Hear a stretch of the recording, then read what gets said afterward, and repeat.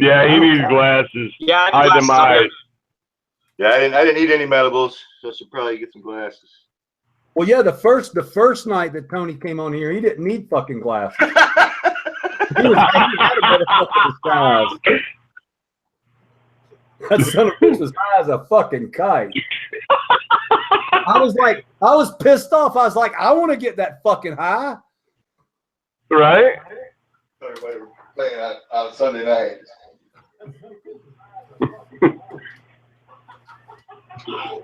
It's your fault he got that high, Sub. Hey, I did it to him. Hey, welcome up, Weed Nerds. So we joined on to. Well, I'll let some people get in the channel. There's only 95 of you guys. So yeah. This is not an official show, guys. We're just getting stoned and fucking off. I will answer some questions later on. The main thing I want to tell everybody is that yeah, we would love to have Idra on the panel, but we're not really doing anything tonight. So GrowTube Roundtable will go live tomorrow night at 7 o'clock. Day goes on right now. They do have Wi-Fi. So I want everybody to make sure they go tune in to the GrowTube Roundtable tomorrow live from the Vegas Cannabis Cup. We're going to move our show to Sunday night at 7 o'clock because we've been working. We've got a good bit of stuff planned. We might either have Tyler from Hortilux, Patrick from Soil, and Malik, who was the other guy? Whoa, Malik. What's up? We're going to try to get Berger Soil on and possibly Method 7, I guess Dung Beetle was hooking up with. So I'm really excited about that. Yeah. So that's what we're going to work on that stuff. Some of it's Sunday and some on the following weeks. But the most important thing is we want to make sure everybody tunes in tomorrow night. Check out Crazy Dago and the boys live from Vegas. Fucking unreal. From one of the first streams from a live event, and it's going to be fucking epic. It's going to be cool as hell, that's for sure. Dude, I'm so jealous. They're going to rock out. It's definitely going to be a first. That's for sure. There's a lot of crew there too. I'm jealous. I'm driving right now. They're partying in Envy Closet's house. But you got the whole, Vader, Nerd, Ninja, Shrimpy, the whole Ocean Grown crew's there. I'll be there. Grow Mouse is there. Pedro and Dizzy are there. Envy Closet Medgrower is there. Fada Mike, Ruby Doobie are there. So a lot of the gang will be there streaming. So it's going to be, yeah, like you said, Sub, first time live from a cup. So it's going to be. Uh-oh. Can't wait, Dago. We're excited, bro. Super excited. Must be in one of the mountain passes. Yeah, he's driving. It's all good. Is it cutting in and out? I'm sorry. There you go. Now you're good. So I have some interesting information to tell you guys. So I just was in a meeting with North Star Genetics, and crazy.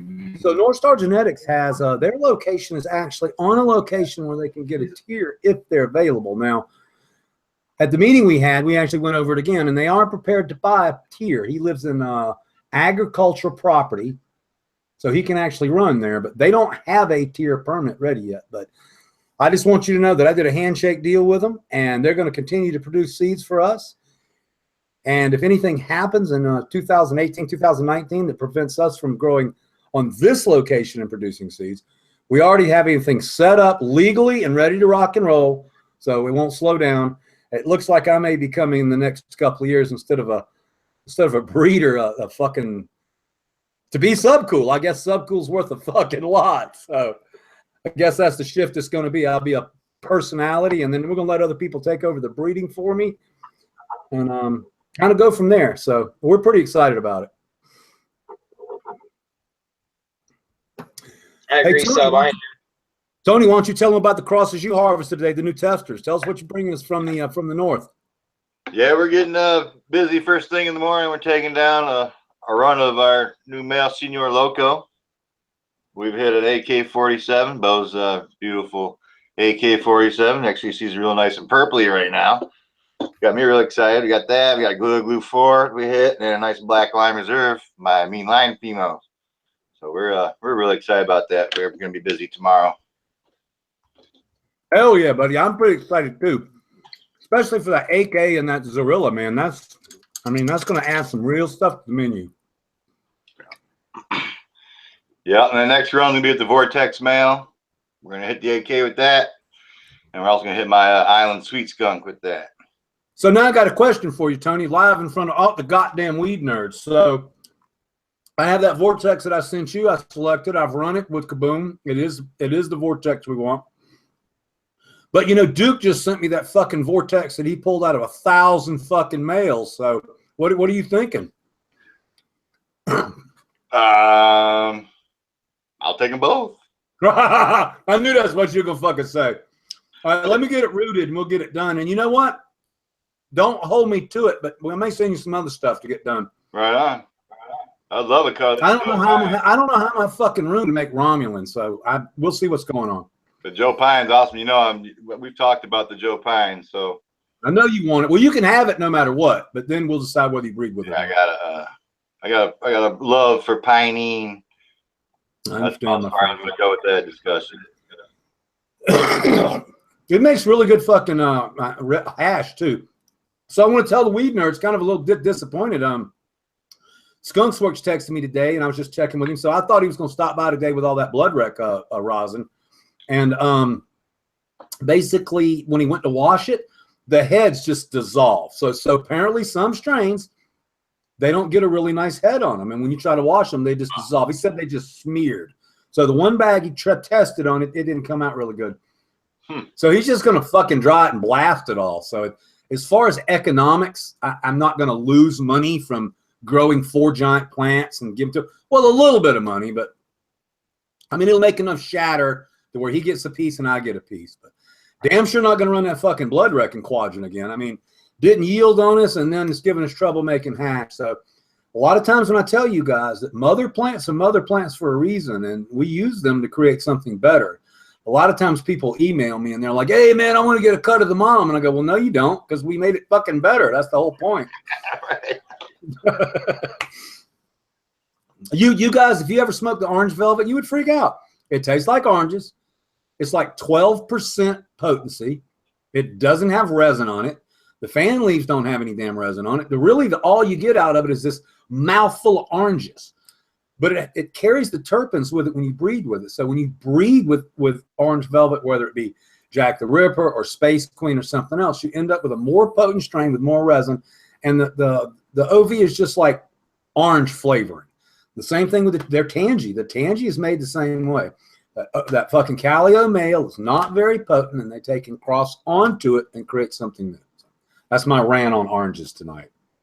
And you guys think that all them, I heard you and Girl Mouse talking before, you think that orange flavor maybe comes from one spot or one strain in the lineage? Yep. In my opinion, it all came from a clone that Eric 77 grew out from a pack of skunk seeds in 1983, and he found California orange. And Aaron from DNA was down there at the same, see, that's the thing, we were all there. We didn't get it shipped to us. Marijuana world's changed. Now we have the internet. But when I started doing this shit, you had to go to somebody's fucking house and get the clone. And then nowadays we got clone shippers and shit's going here. There's damn 7 cookie crosses and shit. But in the old days, it was a lot different. So what do you think is in that Romulan, may I ask? I don't know what's in the Federation Romulan, to be honest with you. What does Leafly say? Have we looked at it? Let me go see. Yeah, I don't know. I want to say it's got Durban in it. A lot of strains have Durban in it. Let's see what it's got. You're right. No, it really doesn't give us any shit. How about that? Candor testing on that one. That's going to be wild. Yeah. Romulan, no, well, it came out of Canada. I knew what all it's saying. Named after Star Trek alien race, squat dent, pine scented, frosty budge, yeah. Connoisseur, Pacific and BC and Pacific Northwest, yep. Sedating, relaxing, Romulan, a favorite strain for patients. Many hybridizations, variations of Romulan. It literally does not have a parents. It's kind of like black cherry soda. All right. Wild. Very wild. Mystery. Yeah. Mystery weed. I like mystery weed though. Hey, the old Ronberry was pretty exotic. Oh man, you remember that shit? Pie made Ronberry. That was real, or Pie made a Ronberry. That shit was really good. That was an exotic flavor, man. It was trippy. I liked it. Just what I still say, the Romulan hybrids like Flav, to me, they taste like a damn incense. Like they taste like a head shop smells. Right. I hope this guy gets that damn I'm really excited. I am too, dude. Big time. Well, I mean, the passion. You know what I like the best about you, Tony? I've worked with a lot of breeders over my 30 years of doing this, and you know, when you came out and you brought the Detroit Diesel to me and we put it out. I mean, me and you saw magenta phenos all over the place, but there was like 5-10% of the weed nerds that grew it out didn't get good results. And I want to tell you that Tony killed that motherfucker so fast. I think he got one email that said, "Is like, yeah, I think I got some late term herms or something." And Tony called me and goes, "Yep, I'm not releasing fucking Detroit Diesel with that mail." So he started completely back over. And let me tell you, that's why he's a TGA breeder. Not every fucking body would do that. Some of these guys, once they make seeds, they fucking sell them no matter what they are. But Yes, sir. we ended up just giving them away, but they were never sold. So Tony and Bo were working that cross again. I got some. Anybody wants some, hit me up. You can more than welcome to grow them and grow at your own risk. Grow at your own risk. That mother plant, the motor breath, is the loudest, stinkiest shit you've ever smelled in your entire life. And I will tell you guys, just so you know, when you see Mendo Dope jumping up around on the mic stage, that's motherfucking Detroit Diesel mics, man. That's bad. It's big as fuck, dude. Jay. Man, they're having so much fun. I don't know if you've seen it. Really makes me wish I wasn't fucking 56 years old. They're having too much goddamn fun. Hey, Sub. Yeah. I got a question from chat for you that I think is a good one, bro. Have you ever thought about having some of your strains, instead of sending it off for extract, get it extracted for liquid terpenes and then use those terpenes in like shatters and shit to flavor? Because you have some of the most flavorful strains on earth, dude. Your terpenes would be the shit. Well, you know, yeah, but I mean, what I do with that shit is let the hash makers have it. I mean, Skunk Works right now has got 4 of my strains, and he's going to take the Jilly Bean and he's going to make that terp sauce they were talking about. You know, I'm talking about the crystal and shit. So he's going to give me some of that. He's got some Time Wreck, and he's also going to do that same distillate with the Blood Wreck. So yeah, I mean, my hash stash is pretty good. I've only got 5 grams in the house right now, but Skunk Works comes over about twice a week, and I'm gonna tell you, this is where it at. So I could start making hash, and you guys know I make hash. I actually created the hash video, but I could start again learning to make this hash from these guys, and I could never get as good as Indra. I could never get as good as Rice, and I could get it never get as good as Rice. These guys, well, I can't speak for Indra, but Matt Rice and Matt Rice, they do one fucking thing all day, every day. They make extracts. They don't grow. They don't have another job. They don't write books. They don't spend a bunch of time on the internet. They make fucking hash day in and day out. So those are the people that I like to make hash for me. Yeah, they got their own hash ice machines, right? Right? Yeah, they have they have everything they want. Like I say, I didn't include Indra. Tony Indra's got a damn an isolator machine in his garage that he built. It looks like a fucking space station. I mean, I'm serious. It's on a scaffolding rig, and I don't know. He can chip in. I think it's either 500 or 1,000 gallon size that damn bin is, but wow, it's pretty cool to see it. And then it's completely frozen. He's got pictures of it with ice hanging off of it. So I'd love to get him on and let him talk about it. Indra, are you there? Would you like to come on the panel? He'll pick it up in a minute. He's probably rolling a joint or something like that. Yeah, his big closed loop machine is really wild looking. I'm gonna find the link for it and put it in chat. Yeah, it's fucking extreme, dude. Wow. So did you guys, after we got off the show last night, I spent a little bit of time. So did you know that I jumped on to Overgrow last night, and goddamn there it was. There's me, DJ Short, fucking Bog. I mean, bam, right there. Soul. Like you guys don't know. You young people don't know. That's the fucking core of this shit, for real. Old threads? Yeah, no, it's Overgrow has been re-popped up. I just joined Overgrow again. It's fucking back. All our articles are there. Somebody rebuilt it, and it's a really fucking cool site now. Wow. Yeah, Overgrow is back online, dude. But all the old shit. I'll show you tomorrow, Tony. Yeah, it's all everything's on there. All my articles are on there. I start typing and fuck sub. You type sub cool and the fucking thing just melts down. I'll show you But it's tomorrow, cool, brother. Yeah, Look I got right up this morning and they had already contacted me and I said thanks for dropping by. You know, it's fucking cool, man. I saw that. I saw what you had recorded on YouTube. From last night. I saw that you made it to the Overgrow website, but I didn't know if they had all the old threads on there or. Well, what happened was after RC got busted, they released it to the public, and some people grabbed a hold of the archive that is Overgrow, and they reset it, and then you can join again. So I actually joined, and they kept my name for me right there. So fucking cool. It went, welcome back, so cool. I was like, fucking cool. Change the password, bam, right back in. So, I don't know. It's cool to have Overgrow back. I don't know how many people are there. I doubt it's the Overgrow that we know it of, but it's just fucking cool to see it, you know? That's badass, man. That's where you started from. That's where I found your ass. No, It's been like, it seems like 20 years. It's probably been like 10 or 15. it's been 14 years and 6 months since we got the email that said RC was busted. There you go. And if you guys don't know the story, so RC sent us the check. The check was about $8,200 drafted on his bank in Canada. And while we watched the motherfucker get busted on the news, there were my seed packs on motherfucking CNN. Subcool Seeds, Danny Boy. I had that fucking $8,200 check with me. And I wasn't balling back then. We needed that fucking money to pay bills, pay lights. And so with much trepidation, I went down to the bank and I cashed that motherfucker. And my butthole puckered up for 2 fucking weeks.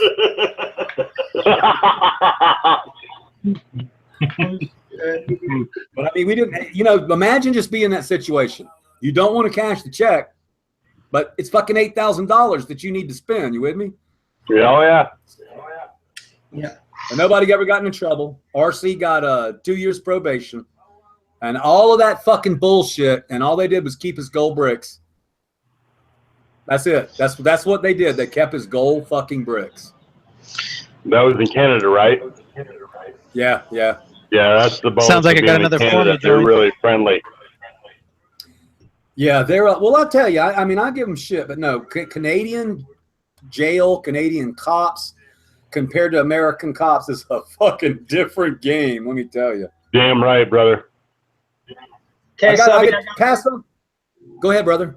I was just gonna say I got Mr. Bond and Indra joining us right now. Very cool. Very cool. So there's something funny that you hear in Canadian jail. So on a job site in America, if somebody says, "Hey, man, you know where that hammer is?"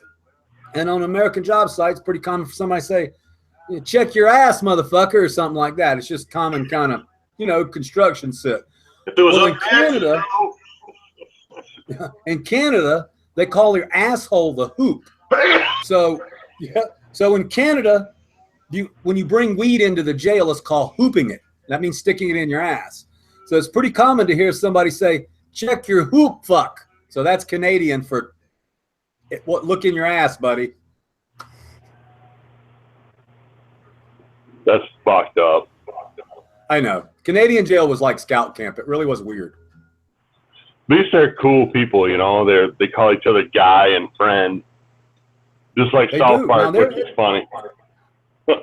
It's actually very, I mean, it's very friendly and shit.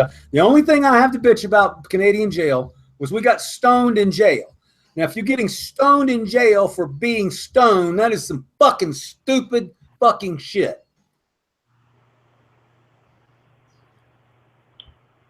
I'll have to say I agree, brother.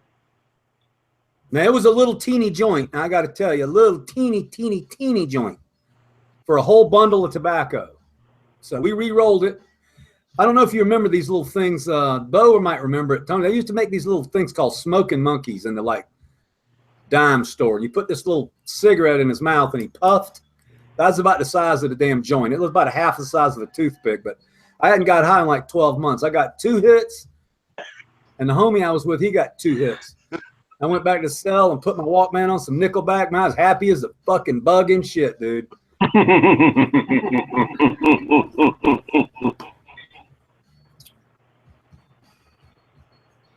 Indra, if you need There's a help, lot of liquor in jail. Go ahead. Indra, if you need help getting in, just let me know. We got Mr. Bond in. What's up, Mr. Bond? How are you, brother? What's up, Mr. Bond? What's up, guys? Just trying to, Just another night of bullshitting. right? Yeah. Just trying to roll myself a backwood here. What you smoking tonight there, Mr. Bond? Same as usual, some space bomb.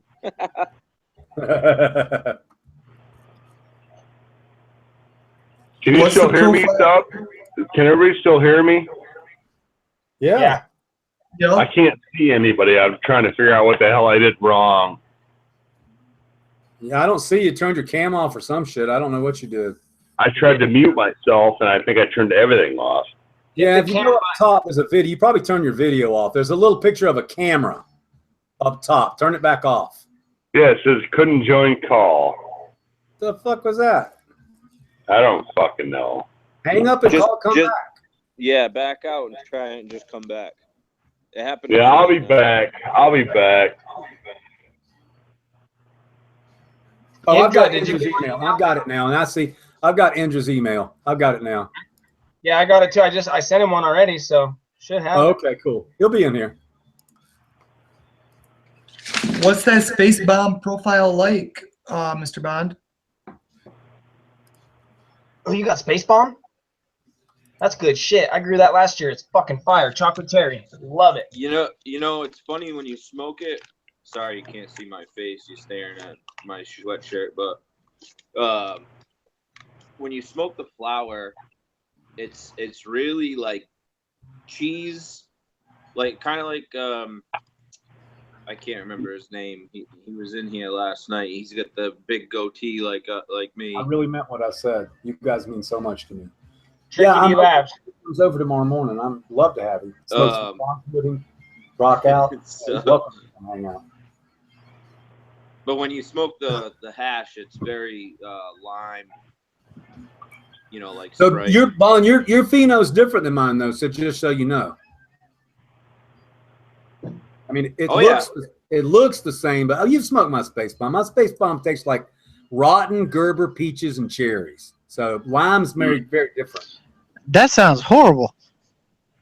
Oh, it's not, dude. It's, Diego, you got to try it, and you would be in love.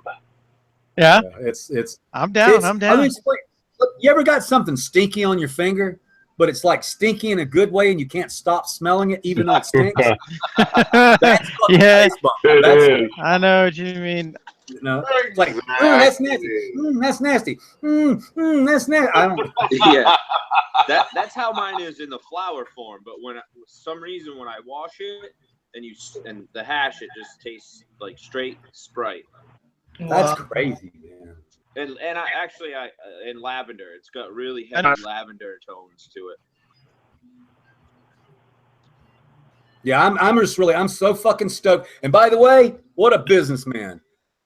Every fucking strain came off the menu that fell out, but I left Flav on there. I was like, you know, motherfucker, I know like 5 people that got Joe fucking that Romulan. I'll get that son of a bitch back. So it's never left the menu and it never left the website. And then now it's coming back. So it stayed on the menu for like 20,000 fucking menus without having any, but now it's back. So I was like,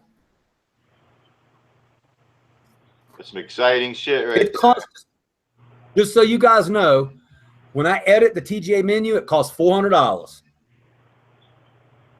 So if I make any change to the TGA menu, she has to reduce everything and move everything. So it costs $400 to put one strain. And just so you know, Tony, the menu is full. So we're coming out with a 16-fold thing. It looks like a map. But they fold it up for us, so we ain't got to worry about that shit. And we'll be able to put 80 fucking strains on it. Wow. Nice. We don't need that many, but we're going to put a few on there. I guarantee you that. Oh, no, we do. I'm figuring you guys got 10, and North Star's got 10, and I'm working on 10 new ones. So, yeah, we'll be all right. Hey, Indra made it.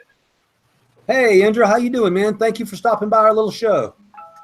Indra. He's jumping all over these panels. He's everywhere. Didn't he? Well, just like we talked about last night, I forget who said it when I said something about we don't watch TV, so this is what we do. And somebody on the channel said, fucking TV's bored, and I couldn't agree better. Yeah, I think that was Mouse. Grow Mouse said that. It's terrible. That's why I'm here. That's why I've always been down here. Indra, how are you doing tonight, sir?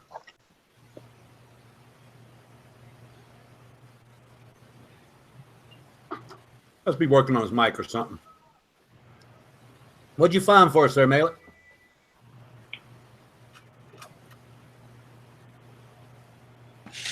I was just checking out the 9-pound hammer and just looking at how it's the stats on it and the cross. It's Jack. I can't believe it sold out in 4 days.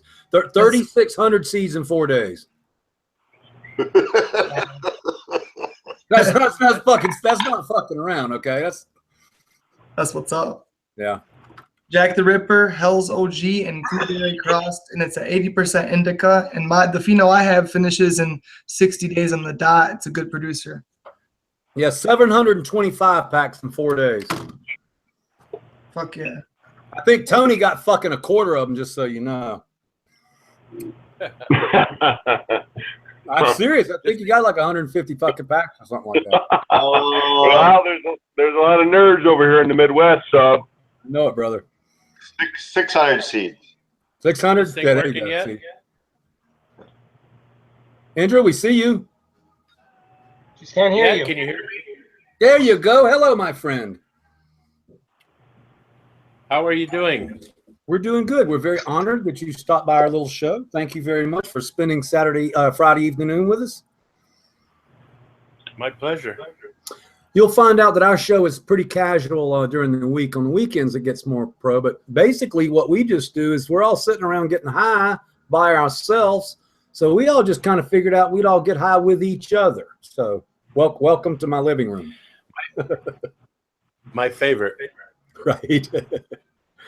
What does Fodder say? His favorite kind of marijuana is his favorite strain is cannabis. I love that shit. Yeah.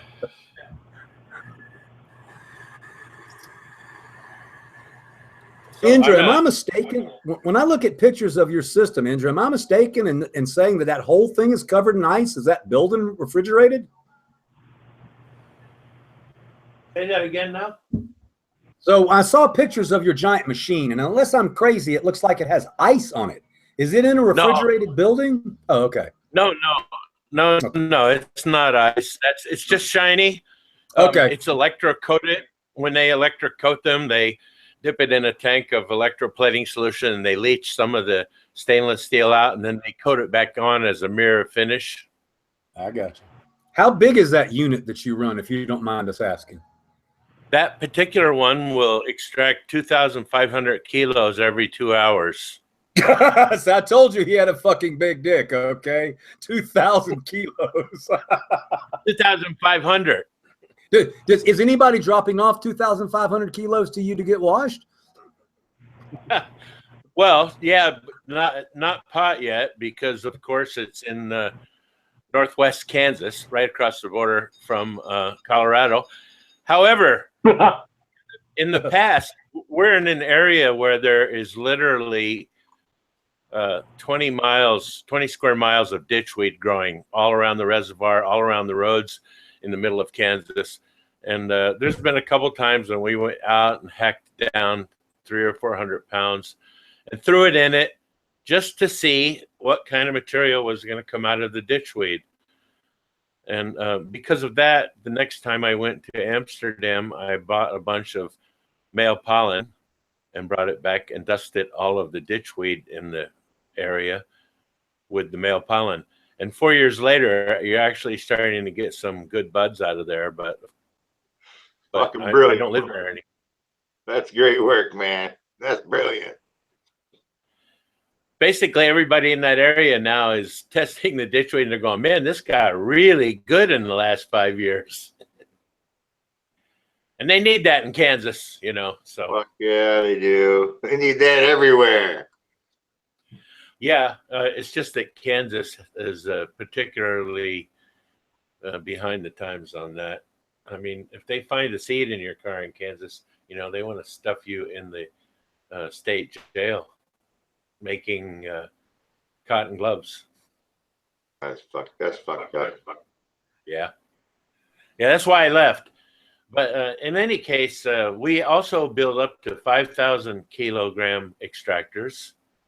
And we also make a continuous extractor now that you can feed whatever biomass you want in one end, and out the other end spills oil. And the way the extractor works, the oil comes out in fractions, and it sort of is like a wiped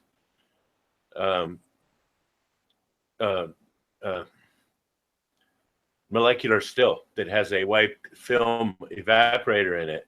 And the way the extraction works, by the time it gets from the center to the outside, it's actually being wiped by nitron seals, and you get to choose the fractions on it. That's a really, really big one, and that's a really, really, really expensive one. And we're selling one to a company in France, and it'll be the first one of its kind that's a continuous butane extractor. It has a mixture of gases that I spent a long time researching. Well, that's a wealth of knowledge, I'll tell you that. I have guests in the house. Hey guys. Badger's here with his lady Mo. Hi. I'm not sure where to look. You're- It's you're- right there. right Oh. there. Hi. Hey, Badger. Like Mr. Bond. Mr. Bond, you got a whole panel tonight. Mr. Bond, What up, Indra. Badger? How you doing, brother? guys? Badger's lady, nice to meet you. Nice to meet you guys. Is that Tony? No. Yeah, what's Tony's happening, here. Dad? What up, buddy? What's up, Badger? Sorry, you got to my face. There we go. I like Here's them. Badger. That's funny. See, this is the. I'm gonna go ahead and drop that link to Indra's closed loop in the chat. It's pretty amazing, guys. You gotta check it out. Nice. Lucky man, Badger. I'm telling you, he's been on here like 2 or 3 times, and it's I like know. I'm always at the everybody opposite loves end him. Oh, it's watching crazy. this. It's crazy. Just don't pick your nose because everybody can see. Here, have a seat. Have a seat, man. Talk to him for a little while. Go ahead. What's your up, show? Badger? What's up, guys? What are you guys talking about tonight? You now. Not too All much. kinds Yeah, of shit, man. you. Badger. How's your Chat day, says man? hi, dude. Chat is rolling. Badger. He's a fellow beer enthusiast. So, I got a question for Mr. Bond. Yeah. What's up, buddy? How you been? Pretty good, man. You got a High Times Cup coming up in Rhode Island here this fall. Yeah, I hear September 9th and 10th, I think. Right on. Think I may be packing a van, headed that way. Oh, shit.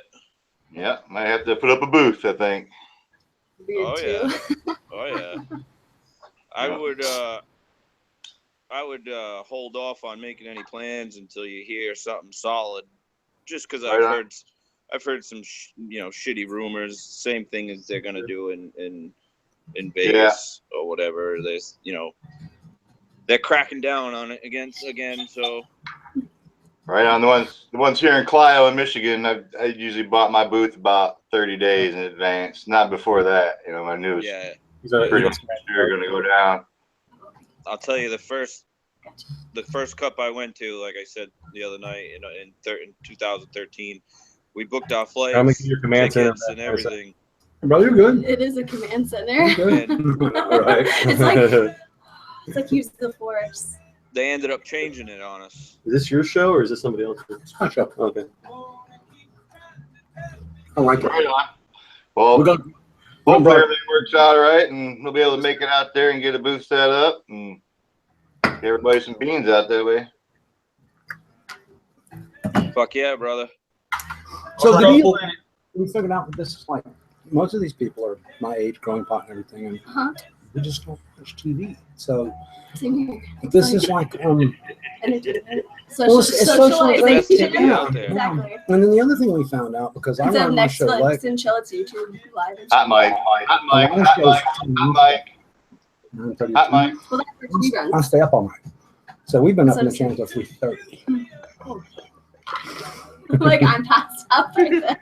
But most of us are falling asleep, but we don't want to leave. No, exactly. I know. I was on the show, or not on the show, but I was watching the other day till like 11 or so. Were Like, you? I'm like, I'm like, this is not now. I'm like, all right, hon. I'm like, I'm headed out. Then he said he got back on, and people were talking to him. I'm like, what the heck? I'm like, I always miss when you start talking because he's usually just chilling in the background, like messaging me. I'm like, why don't you talk? We do seem to get the 300 number every time. We got to work on that 600 number. What's Bo got over there? I want to know what Bo's smoking on. What are you smoking? Would you hold Somebody up? just asked me something. What did somebody ask me? Somebody sent me a private message. What the hell did it say? Okay, fine. I don't know how to work the thing. Bo's mic is muted. Oh. That's how it works in here. Damn, that's tight. I bet that felt good. Yeah. Yeah, she says. That's badass. I'm getting one tomorrow. What are you gonna get? Shut up. It's a gnat. Oh wait, I heard it the other night. You actually found someone to like Yeah, do one for you? Yeah, I think so. Yeah. Hey, Bo, man, your mic is muted. He does that shit all the time. Get that fucking thing on. He doesn't want to mess with it. Oh, I know where it is. He's all set with touching it. He's like, fuck that. Oh my god.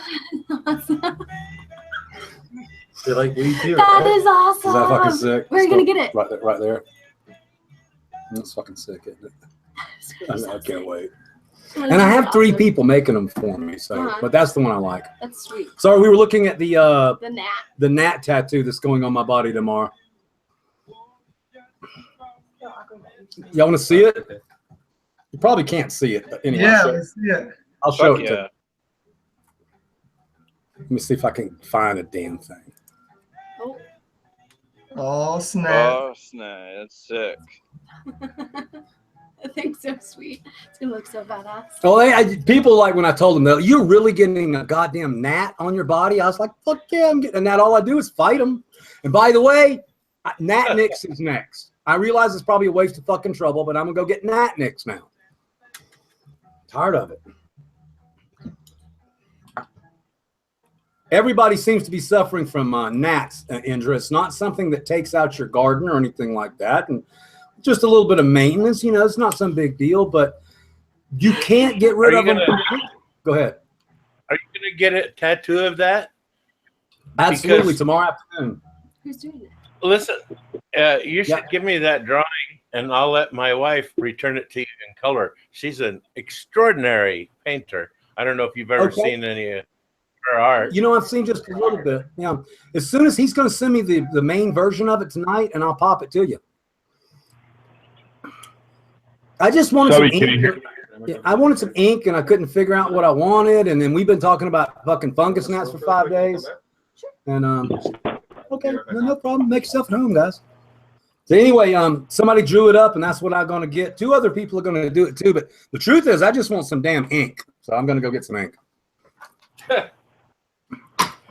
You know, there's a company now that's online that you send them a picture, and they send you back the best peel-off tattoo you ever saw in your life. It lasts 3-4 weeks. It's like $40-50, but it's not permanent. So you can show it to everybody, and then 3 weeks later, start over. Oh, that's pretty cool. I can feel that. Yeah, they're amazing. So, I mean, I had one. They go on really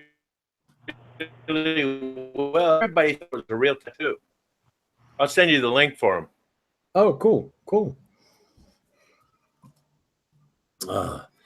I'm scanning it. I'm actually looking for questions right now. I don't do that very often, but just so the viewers know, I'm actually scanning the chat. Just so you know. Subcool talking about gnats for a week. Been fighting them for a lifetime, right, Charlie? I've never seen them this bad. That's all I'm telling you. I've always had a couple of gnats, but they're crazy right now. Hey, I got a question. So somebody was asking in an old comment. They said maybe all you guys can touch on this. Do the glass inside HPS hoods block some of the spectrum, maybe UVB, or do you know anything about? 10% you lose. Absolutely. Most glass is has just a dash of iron in it. You can buy special glass that's iron free, but that's not what's coming on the fucking hood lights you buy. So you're probably looking at a reduction of about 4%. But I'll tell you what will really get shipped, and I see this more and more and more, and this is even in my room. You have to clean those motherfuckers. I mean, that's one reason solar panels are a pain in the ass. You get solar panels out in your backyard, you got to go clean them all the time. So when you put your hoods in, now my system has a 24x16 pleated filter that all the air goes through before it passes through the hoods. But having said that, you're pumping 1,600 CFMs through a duct system 24 hours a day, 7 days a week, 12 months out of the year. It's going to create dust. It's going to create trash. And that's just something you kind of have to deal with. See, I heard it was 10% you lose through the glass. You're probably right. But again, whatever it is, if your lenses get just a little dirty, which we know that, like it can be even this. So like when you pop your lens down, you spray it with Windex and you wipe it off. If you leave smears on that motherfucker, you're cutting your light down by 15, 20%. Now, having said that, I've run without lenses and I did not see a huge difference in yield. So. Yeah, I could chime in. I worked for a company that used lasers, high power lasers in the 3D printing industry. So glass absorbs light energy. So this slight bit of dirt, anything will absorb the energy, and the energy is dissipated as heat. And you do have light energy loss through any dirt or any imperfections in the glass, any speck of dirt, anything. So if you can, the least amount of glass you have, the better you are. Well, the less amount of light energy you'll lose, the cooler shit it'll be. But now, go ahead. Go ahead. Just so you know, you can shine a laser with an audio beam in it where the energy will dissipate as sound. Oh, that's cool. So it's not strictly made out as heat. You can make it a different thing. Sure, right. Like you dissipated in some form. Most of it in heat. My brother sent me this. And I don't know. He said, "What the hell do I do with it?" The hell is it? It's a FLIR. It's a FLIR camera. Well, you can keep an eye on your neighborhood, see if anybody's sneaking up on you at night. Well, that's kind of what I thought, but I don't know what use it has in the grow room. I got to ask him what he thought I would use it for. In the grow room, you turn the lights out and turn it on, and you'll see where hot spots and cold spots and damp spots are in your soil and in your grow medium. That makes sense. That's probably why he sent it to me. Hey, Cody Bridgman says, Subcool, do you need to pH adjust your water for super soil when you add CalMag to the water? What pH up and down won't harm beneficials and what pH shall I use for? So, Cody, we are not pH slaves in dirt. That's one of the reasons I grow in soil, because if you grow in hydro, you've got to pretty much be on top of it. And I'm not saying that it's not important, but basically here, when we moved in, I checked the pH. My pH here runs about 6.5, which is perfect for cannabis. And I'll check it every once in a while, but I'm not a slave to pH. I'm embarrassed to tell you that generally when I'm checking pH in an organic citrus like this, it's if I have a problem. Now, a couple of things I do want to tell you about water is the lower your ppm, the less pH down you will need. When the water has high ppm, it takes more solution to drop it. I can tell you that you want your cannabis to run about 6.4 pH for best results. If you get lower than 6, you're going to lock out a couple of things. So cannabis is an acid-loving plant, and that's that. I think if you're in hydro, it's much more important to control your pH, and that's why hydro guys use those nice pens, and they're always checking them. Or, they even make a floating damn pH pen that you just throw in your reservoir. I got one of them, and it floats, and it actually tells you what the pH is in the water all the time. So It's like a battery bulb. Yeah, exactly. So I'm not a slave to pH. I will tell you that. But if you're having problems, you need to know what it is. Now, you hydro guys, different game. pH is very important when you're doing bubbling buckets, hydro, any of that stuff. Yeah, So water. THC Whisper wants your wife to color my gnat. So let's hope there's time for that. One more, and then we'll let the panel jump back in. Long Live Rock and Roll says, Sub, what's the longest you can leave plants in the dark with no negative effects? Well, during the growth cycle, I would not want to leave them in the dark. So if we lose power around here, we get light on them right away. So, a day, I wouldn't go to more than a day. At the end of the cycle, I'd definitely like to go like 36 hours in the cold, dark room. And you'll get just a teeny extra coating of resin. A lot of people say this is a myth, but my opinion is when you put it in the dark, the plant thinks winter's coming, and the last thing it does is just ooze resin trying to capture some pollen because she knows that over. And that's the way I believe it works. I think you're 100% right. Everything the plant does is based on survival. Yeah. That's why, if you guys didn't know, we were talking about it the other day, Soma actually breeds like that. Soma lets the plants get really, really, really, really old, and then they produce pollen in order to try to self-replicate themselves. And that's a pretty cool trick, actually. The way I grow them these days is I grow it up 5 feet tall, and then I cut it from the top down in 4 separate sections and lay them out. And what that does is it makes it so that you're not waiting for the plant to grow a thick stalk, number one. Number two, it's good buds on the top and smaller little ones on the bottom. Every single branch that turns out from that trim method turns into a top. So you get sometimes I don't either. It's 200, 300 tops. As long as they're talking about it. When I bought his pendant, I was like, that was we are full on the panel right now. Are we? We're full? Hell yeah, that's fucking cool. We've never been full before. Way to go, weed nerds. I want to especially thank everybody for stopping by, the regulars. Tricky. Fuck yeah. Gross, twist that. Go ahead. You're mute. We muted. Sorry. Anyway, so yeah, having Tony, having Indra, this panel is just going to grow and grow and grow, so we can really do something. By the way, if you're just joining the show, the reason we went to live tonight is to let you know that Saturday's scheduled show of the Weed Nerd is being postponed till Sunday, and that's because the Grow Tube Roundtable, they have Wi-Fi connection at the Cup. We talked to Dago just a little bit earlier, and they will be live tomorrow night at 7 o'clock. So make sure you tune in to catch the Grow Tube Roundtable. And then our show is going to move to Sunday night at 7 o'clock. We're going to have to try some special guests on there. Shout out to Malik, Dung Beetle, working behind the scenes. We got Method 7. We got Soil King. We got so many people coming in to talk to us. And last but not, the guys coming in first is going to talk about the soil. What was that one, Malik? We're gonna try to get Tyler from Hortilux on, and we got Patrick King from Soil King, and possibly Berger Soil later. And Dung Beetle got a hold of Method 7, and I think they're gonna be letting us get some inside scoops and stuff. So I'm stoked. That's awesome. Well, I'm really excited to find out about the Hortilux. So, because while I'm fixing to put the ceramic metal halide in the room, I want to know everything that's out there. So.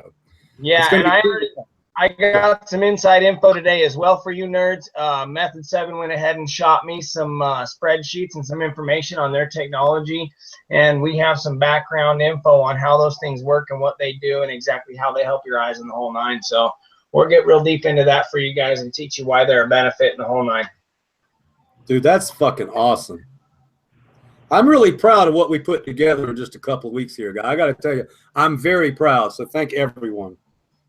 Thank you, Sub. We appreciate it, brother. Without you, it wouldn't be possible, my man. We're going to keep getting better. It's not an emergency. I'm like, I'll bring her in to work with me tomorrow. Oh my God. It looks like an emergency to me. No. So the baby teeth. Yeah. See, she's not sure if it's one of her adult or one of her. I'm really interested to see what is going to happen next week. I mean, Sunday, as far as the numbers. I mean, it's possible we could get above 1,000. That would make me happy. This Sunday? Yep, this Sunday. This Sunday, yeah. And I finally figured out how to unmute my mic, so now you get to hear me for a second. Go ahead, Bo. Talk to us, big man. Man, it was a great show. I'm glad I get to hang out with you guys every night. It sucks that I couldn't figure out what the hell was going on with my mic, but it's great info. I hope everything turns out well, and I'm pretty sure it will. It's a great show. I think everybody should figure it out. If they haven't found it, they should find it. And if they don't find it, they're missing out. Awesome. Thank you for the plug, big man. Yeah. So we're going to keep hanging out from here, and then we'll see the Weed Nerds on Sunday, or what, Sub? Yep. I'm not going anywhere. I'm just hanging out. Chilling like a villain. That's right, hanging out. I like that. You know why? Because I've been a weed nerd since the first episode. Throw it on. Shit. The original nerd. Gotta put it on. You just got to see this to believe it. So what time is the show on Sunday? I've never seen anything like it before. We're going to back it up. I think Sub. You what, Bubba? Sunday, we're back to show up to 6 p.m. instead of 7. Go a little earlier for the East Coasters. I like that idea. I like that idea. All right. So we'll back it up to 6 p.m. Sunday night, people. 6 p.m. Yeah. So that'll help me out a bunch. Thanks, Dumb Beat. Yeah, for sure. Yeah, if you guys ever issues with time, just get with me and let me know, and we'll do everything we can to accommodate you, for sure. Yeah, I'm always around, whether I'm in the garden or behind a washer machine. I'm all good.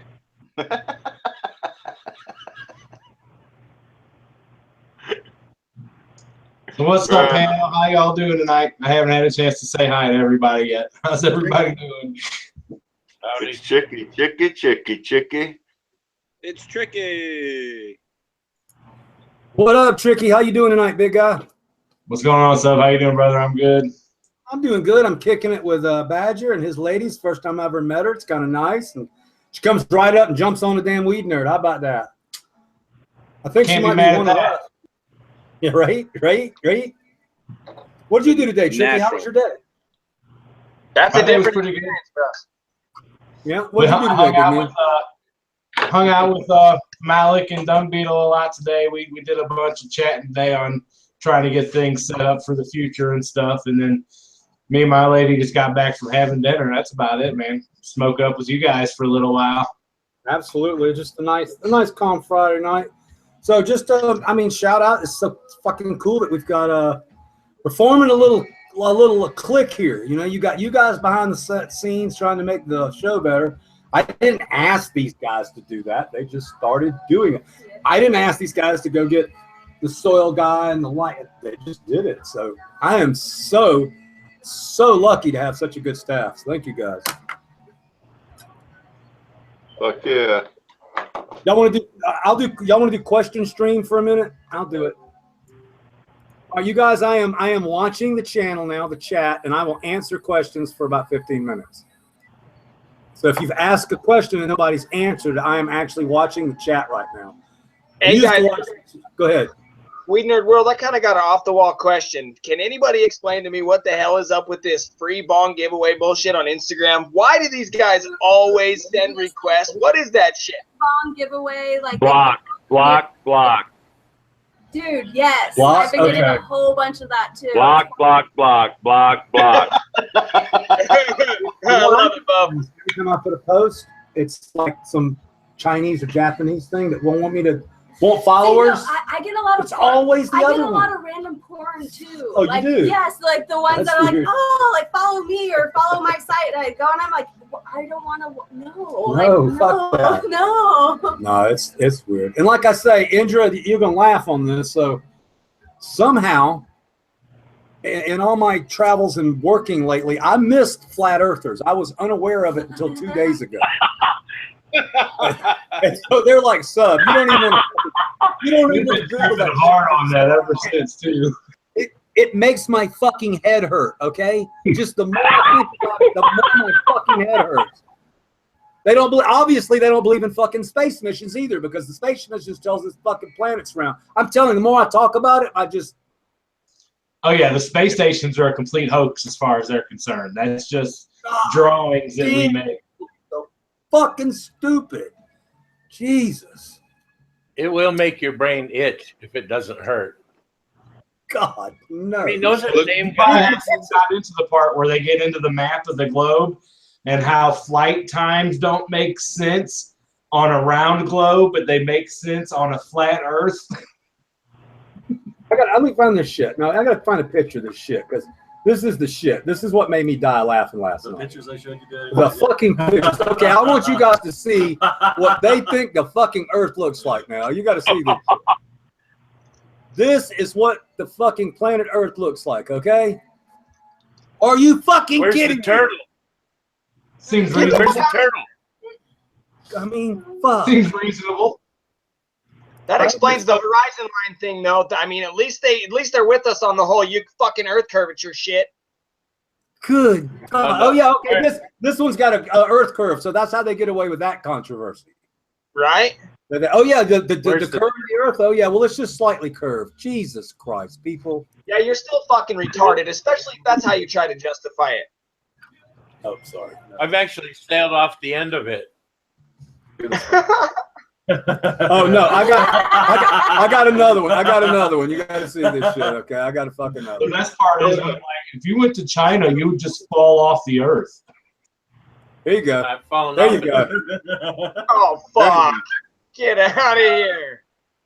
Holy shit, dude. We're flying around on a dinner plate, maybe. Man, Dinner plate. I tell you, man. And like I say, when it was Dago that said, "Sub, you do not want to fucking find out what this is, because it's just going to make your brain hurt." It does, man. I'm just, wow. Look at the Earth, or look at the moon. It's round. Yeah, the moon is round, but the Earth is not. Okay, there you go. The fucking moon is round. Oh, Hey, you want to hear some real funny shit? If you go to one of the Flat Earther websites, they'll be like, "We have locations all around the globe. Flat Earth Society." Flat Earth, That's round funny. moon. Get the fuck Well, out! I mean, just completely off subject, but a little bit like it. So there's this. I'm trying to make. Oh, this is hilarious. I'm trying to remember the name of the lady that's. She was on a soap opera, a show. Her name is Rihanna Lee. She's the chick with the Scientologist. You know what I'm talking about? I'm getting a blank there.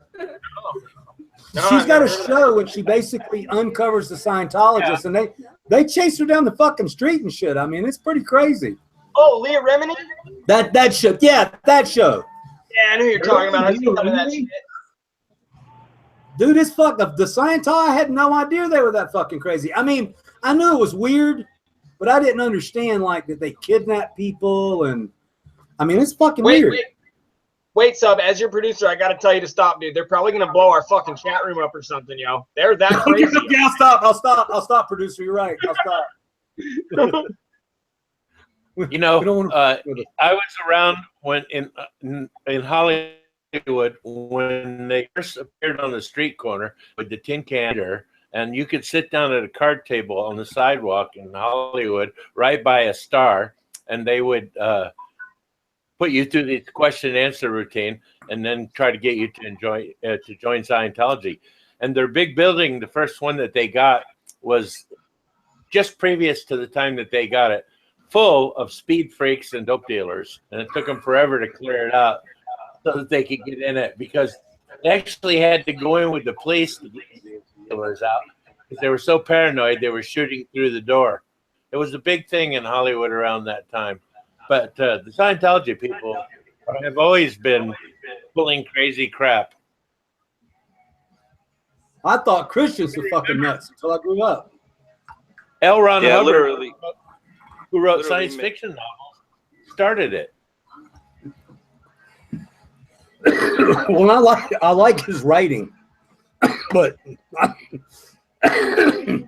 I did not know that religion was basically this really fucked up, made up, crazy shit. So whatever.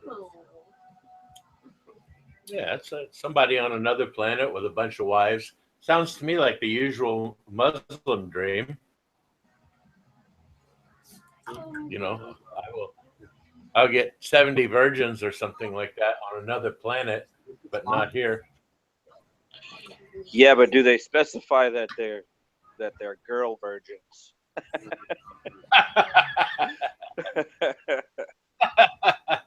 I don't know. I never read it.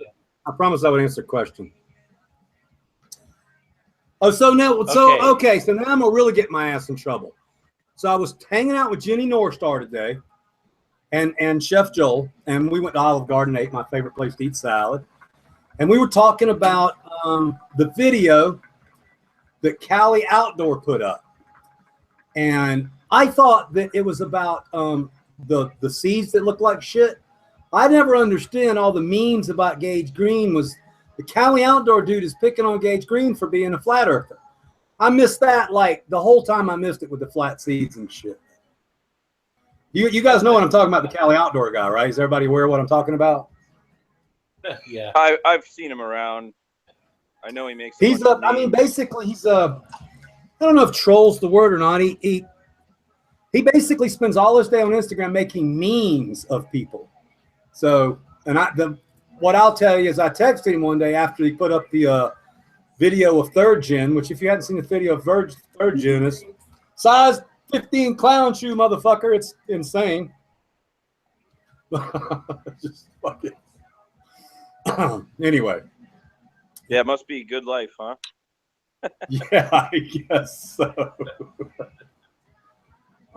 But yeah, no, it was a really good meeting today with North Star. They're such nice people, and they're like my brother and sister in some aspects. I think Chef Joel's going to come over and hang out with you tomorrow.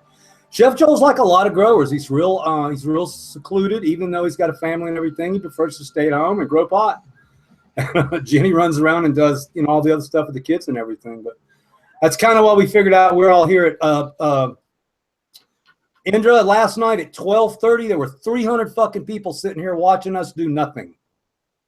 And we were just getting high and doing what we're doing now. And there's 300 people right there having just like we're having a party. So. Yeah, hit the thumbs up. It helps people see the live stream. And I'll let you know that from now on, I'll do the little tags. I didn't realize the tags were important on this too. So I'll tag it up. Run Boy says, have you ever tried any herb grown in hydro with Botanicare Pure Blend Pro? I have, as a matter of fact. That's what I used when I did hydro. I'll tell you the only problem you get into when you deal with like organics and hydro, if you get any kind of heat at all, you can actually get bugs in your reservoir. I had these little fucking worms swimming around in my organic reservoir, and I don't know what it was, but I mean, basically, if you're growing an organic reservoir, you got a bucket full of shit. I mean, you get buildup too. You get buildup and all that other stuff. Now, if you for hydro, that's why so many people use chemicals, because organics clog up your emitters. They're hell on pH. You set like earth juice up in a bubbling bucket at 6.3 pH. You go in there the next day, you're going to have to add some water. And as the water evaporates and the calcium intensifies, the damn pH starts rising. And it's just something that happens. So Botanicare products, I think, work a lot better on soil. But I do know they make a hydro formula. But I am against organics in hydro because of the things I've told you about. Clogged emitters, clogged hoses, and it's basically, it's poop. So it does things that chemicals won't do. Now, Sub, the one thing I'll add to that is you see what's on my screen here? Yeah. That's a fucking $1,000 water chiller. That keeps my shit at 65 degrees or wherever I want it for that matter.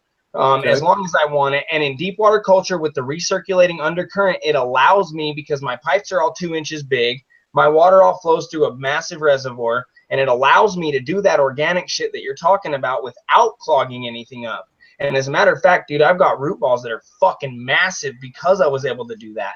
So it's definitely a benefit to have one of these. So if you guys do deep water culture and use a water chiller, man, holy shit, your life will be different. No bugs, no fucking root rot, no pythium, no botrytis, no bullshit at all.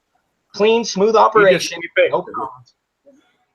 You keep it cold enough to eliminate the life cycle of all the rest of those other things. So the only thing that's actually making that is the plant.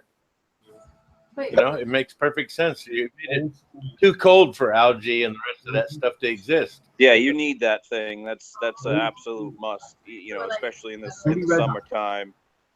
You know, your reservoir can hit up to with the lights on over 100 degrees if you don't have that thing. And what temperature do you guys like it for cloning? Your reservoirs like that? Like 74 or something like that, right? Okay. No, I keep for cloning. Did you say, Malik? Yeah, cloning. Well, I don't run clones with the water chiller. When I clone and I'm rooting, I put them in my turbo cloner, and that I run at room temperature on the water until they root. As soon as they root, I introduce them to colder water, and then I bring it down to the 65 or 64 degree temp I keep my chiller at all times. And Well, I got to tell you, I mean, I'm really impressed that that's what I love about having these shows and having a panel, because, you know, my hydro experience is limited to like 3 years of me fucking around. And obviously I didn't pull it off or I wouldn't have switched over. But now we have somebody like you. Obviously you got this shit down. You're talking about chillers and you're using organic. So you've already cut problems I didn't think about. With that 2-inch line, obviously you don't have any restrictions or anything. I guess you just clean your system in between or something like that. Clean it real good. Yeah, bro, you want to know what my restriction this time was? It was a fucking root ball that grew as big as the 2-inch pipe and put like a 4-foot snake down the whole fucking pipe. And I had to stick my hand all the way around the back of the root ball and fish that fucking snake out of there and unclog my shit. And as soon as I did, my buckets were like this and my res was down here. And as soon as I did that, the shit went boop. It was fucking cool shit.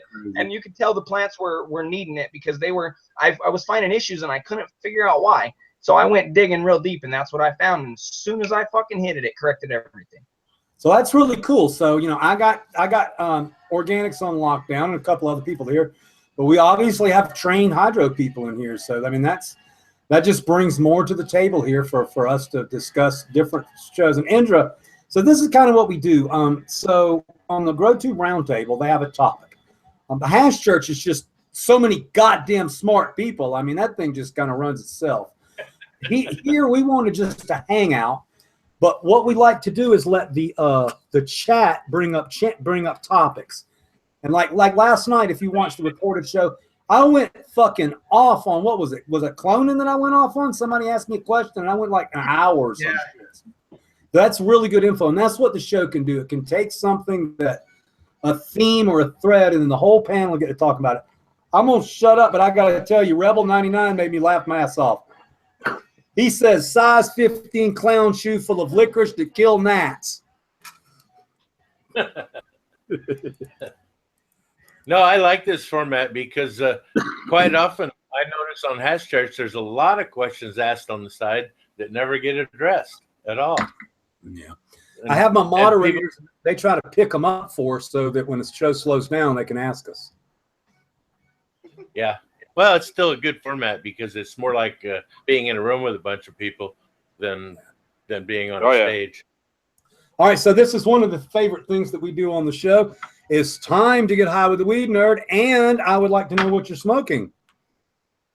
Everybody shout it out on the channel. I'm smoking Incredible Hulk. Incredible Hulk? SFVOG. Rosin. Yum. Smoking Frankenstein Extractions Lemon Skunk. Nice. Super sour diesel for me. I got a couple of nuggets of the Space Bomb here. Nice, nice. Like Steve Grows our female, isn't that cool? I've got the very, very last of Matt Rise's Cookies and Cream. Nice. Did Australian stuff ran out? Yeah, oh, dude, I smoked that in 2 days. Oh, damn. one thing I'll tell you guys that makes people laugh when they win and if they visit me, the first thing they want to see is my seed stash. And I'm not talking about the seeds that we sell, Subcool Seeds. I'm talking about my personal seed stash. I've got like 2 packs of seeds. If you give me a pack of seeds that's worth a fuck, I grow them. So I don't have a seed. I got a clone stash, but I don't have a seed stash. And the same thing applies to my hash stash. I mean, I fucking smoke it. As soon as I get it, I smoke it. I'm not one of these guys that I love these people that go, yeah, I got some bud from 2012 cured. Yeah, nah, I smoked the shit. Check this out. My buddy drew a, what's it called? Kush Wizard. A Kush Wizard. Oh, as you guys can see there. Yeah. Smoking a joint that's stealing his soul away. That's fucking wicked, dude. Malik, I mean, sorry, Sid, you'll have to draw me something custom. Give you plenty of time. And I'll link the fuck out of it, dude. I got no problem linking my ass as long as it's cool. Yeah, for sure. Nice, man. Appreciate it. We'll collab on something. We'll get it stuck on my butt. Is he the one that did your logo? Sid's drawn a couple of nats. You got the nat picture handy, Sid? Yeah. Actually, my friend drew them for me, but I'm going to convert them over to digital. Make one for Fed. But check it out. We got a couple nats we've been working on. No. Dude, I like the fucker with the red eyes and the bong. That's fucking, dude, I ain't decided. You got to send those to me. I'm going to have to make a decision tomorrow. Yeah, we're playing around with a bunch of ideas, you know? Yeah, well, send them to me. And dude, they're all fucking badass. That shit's wicked right there. That looks like the tick. That's fucking awesome, dude. Yeah, if you can digitize a couple of those and pop them over. Yeah, we totally can do that. I like the detail on yours a little better than the other guys. I like the other guys' design, but it's pretty thin line single stuff, you know? Shading. Yeah, shading. I mean, it's just doodles right now. And you know, I mean, that my tat artist is really good, so he's gonna take whatever I bring him, and he's gonna, if I need color, shading, sharpening, changings, he'll be glad to do that. Yes, this is my buddy Mitch right here. He's the artist. Hey, Mitch, how you doing, bro? So this is man? I'll show you a couple of my pieces. So this is I gotta pull this fucker up. So this is a B positive. And I got this with Jinx and about 20 weed nerds. And it kind of stands for, you know, be positive. It's, you know, if anybody's sick like me with my illness. So I don't want it to look like that because that's old school thick line. And we got that on purpose because we like it. But I'm more of this is my favorite tattoo, if I can fucking show it. So this is where I get my infusion. So this is where they stick the needle. So I had him actually take it and put like veins and gears and shit. See? So that's actually shows the medicine. Shows the medicine going in my arm. It's kind of a little bit morbid, but also kind of cool. No, it's dope. Anyway. And then my whole back is a bud. Like 65 hours of bud on my back. Yeah, it's bitch. Yeah, we're definitely going to keep plugging away at this now, and we'll get back to you. Thank you so much, guys. I am excited. I haven't been excited about ink in a really long time, but you know, you go in phases with ink. You know, is that all you got? No. I know better. Yeah, it doesn't work like that. My first one was the little bow on my back. Okay, yeah, that's how we start. We start with something small. My dog's named Diesel. And that's thick. Yeah.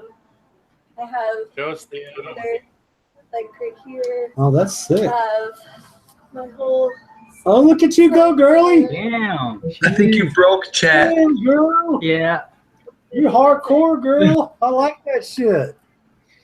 Yeah, that's fucking cool. Ink is weird. If you guys that don't have ink, once you get it, I don't know, it becomes a fucking obsession. My first one's here. So small, little pussy. And all my book friends are like, this is my second one. Yeah. Go bigger. My friends are all like, you pussy, you didn't go all the way around your arm, so I went and got that. Exactly. You know? I was like, all right, bitch. I got 50 hours of ink on me now. You calling pussy shit. Malik, she didn't break chat. She broke everyone's fingers and stopped them from fucking typing. Oh yeah, I do that. I figured that was happening. No, you shouldn't be embarrassed. Well, so let me tell you a little background on this. So, I play some crazy shit on the show. So the other night I was playing Body Count by KKK Bitch, and it's a pretty nasty song. And so I said, well, there might be some girls on the channel be offended. So I brought up the analyticals on YouTube, and it's 97% dudes. So I didn't have a problem playing that. Anyway, you bring the non-sausage factor to the shows. There's about 15 or 20 girls that are weed nerds. There's probably another 40 or 50 that are wives of weed nerds. So yeah, the percentage just went up a lot. That's what I'm telling you, because it's a few and far between. Notice that we can't get another girl on the panel. We had Amelia Lavender on here, and I know she'll come back on, but we also had the weird one, me and Dung. So this girl somebody texted me on IG. And what was the name, Dung? Carol Breen, I think it was. Yeah, Carol Breen. Yeah, Kyle Breen. so the Carol Breen says, like, I'm a woman who's blah blah blah blah blah, and I would love to be on the show. I'm a weed nerd. So fucking Dung fucking gets a hold. It's a dude. The whole thing was really fucking weird. Carol was a dude. Carol ended up being a guy. It wasn't Carol. Carol was a Kyle. Carol was a Kyle, but I'm not. It was Carl. I'm not retarded. I went and looked up her Instagram handle because she asked me to. Wait. But it wasn't her. His mom's name or whatever. It was his mom or some shit like that. It was Carl. Carl. Everybody was smoking up. Boy, y'all see all the stuff everybody put up there for smoking. That's hilarious. Dorothy Pepper has over 160 hours of ink. Her first tattoo was 30 hours. Now, don't be fucking around now, Dorothy. That's what I'm talking about. My back piece was 52 hours total. And the last session, I really didn't want to go. I got to be honest with you. I got about. Well, go ahead. I got about 25 hours on my right arm, and it's not done yet. And about, I don't know, 15, 20 hours on my left arm. Isn't it funny how we all migrate to the ink man? I got to tell you, you'll love this one. So I go to a lot of doctors and shit, and I get a lot of shit stuck into me all the time. I get my infusions, and I get these 3 different tests once a month. The test for deep OT content. Anyway, I get stuck all the fucking time, and I don't actually like getting injected with needles, but it's always funny when they look at me and they go, "Are you scared of needles?" And I just go, I got fucking ink everywhere. I'm like, no, I'm not scared of needles, dude. But a shot's different than a tattoo gun. To me, I don't know about you guys. I have one small tattoo I got before I went to Vietnam on my shoulder, and I never felt the need to get another one. But it's a Lyle Tuttle tattoo, who was a very famous tattoo artist in the 60s and 70s, who tattooed a lot of guys on their way to Vietnam. And there's rumor was at camp that if you got killed, they would shave your skin off and use it as a lamp. And so I got a cat's ass tattooed on my arm with the red ass. I thought, well, if they're going to skin me and make a lamp, it should be a memorable one. Well, man, what an honor it is to have Indra in here. The dude knows so much about everything, and thanks for your service in him. Good Lord, the stories you can tell, my friend.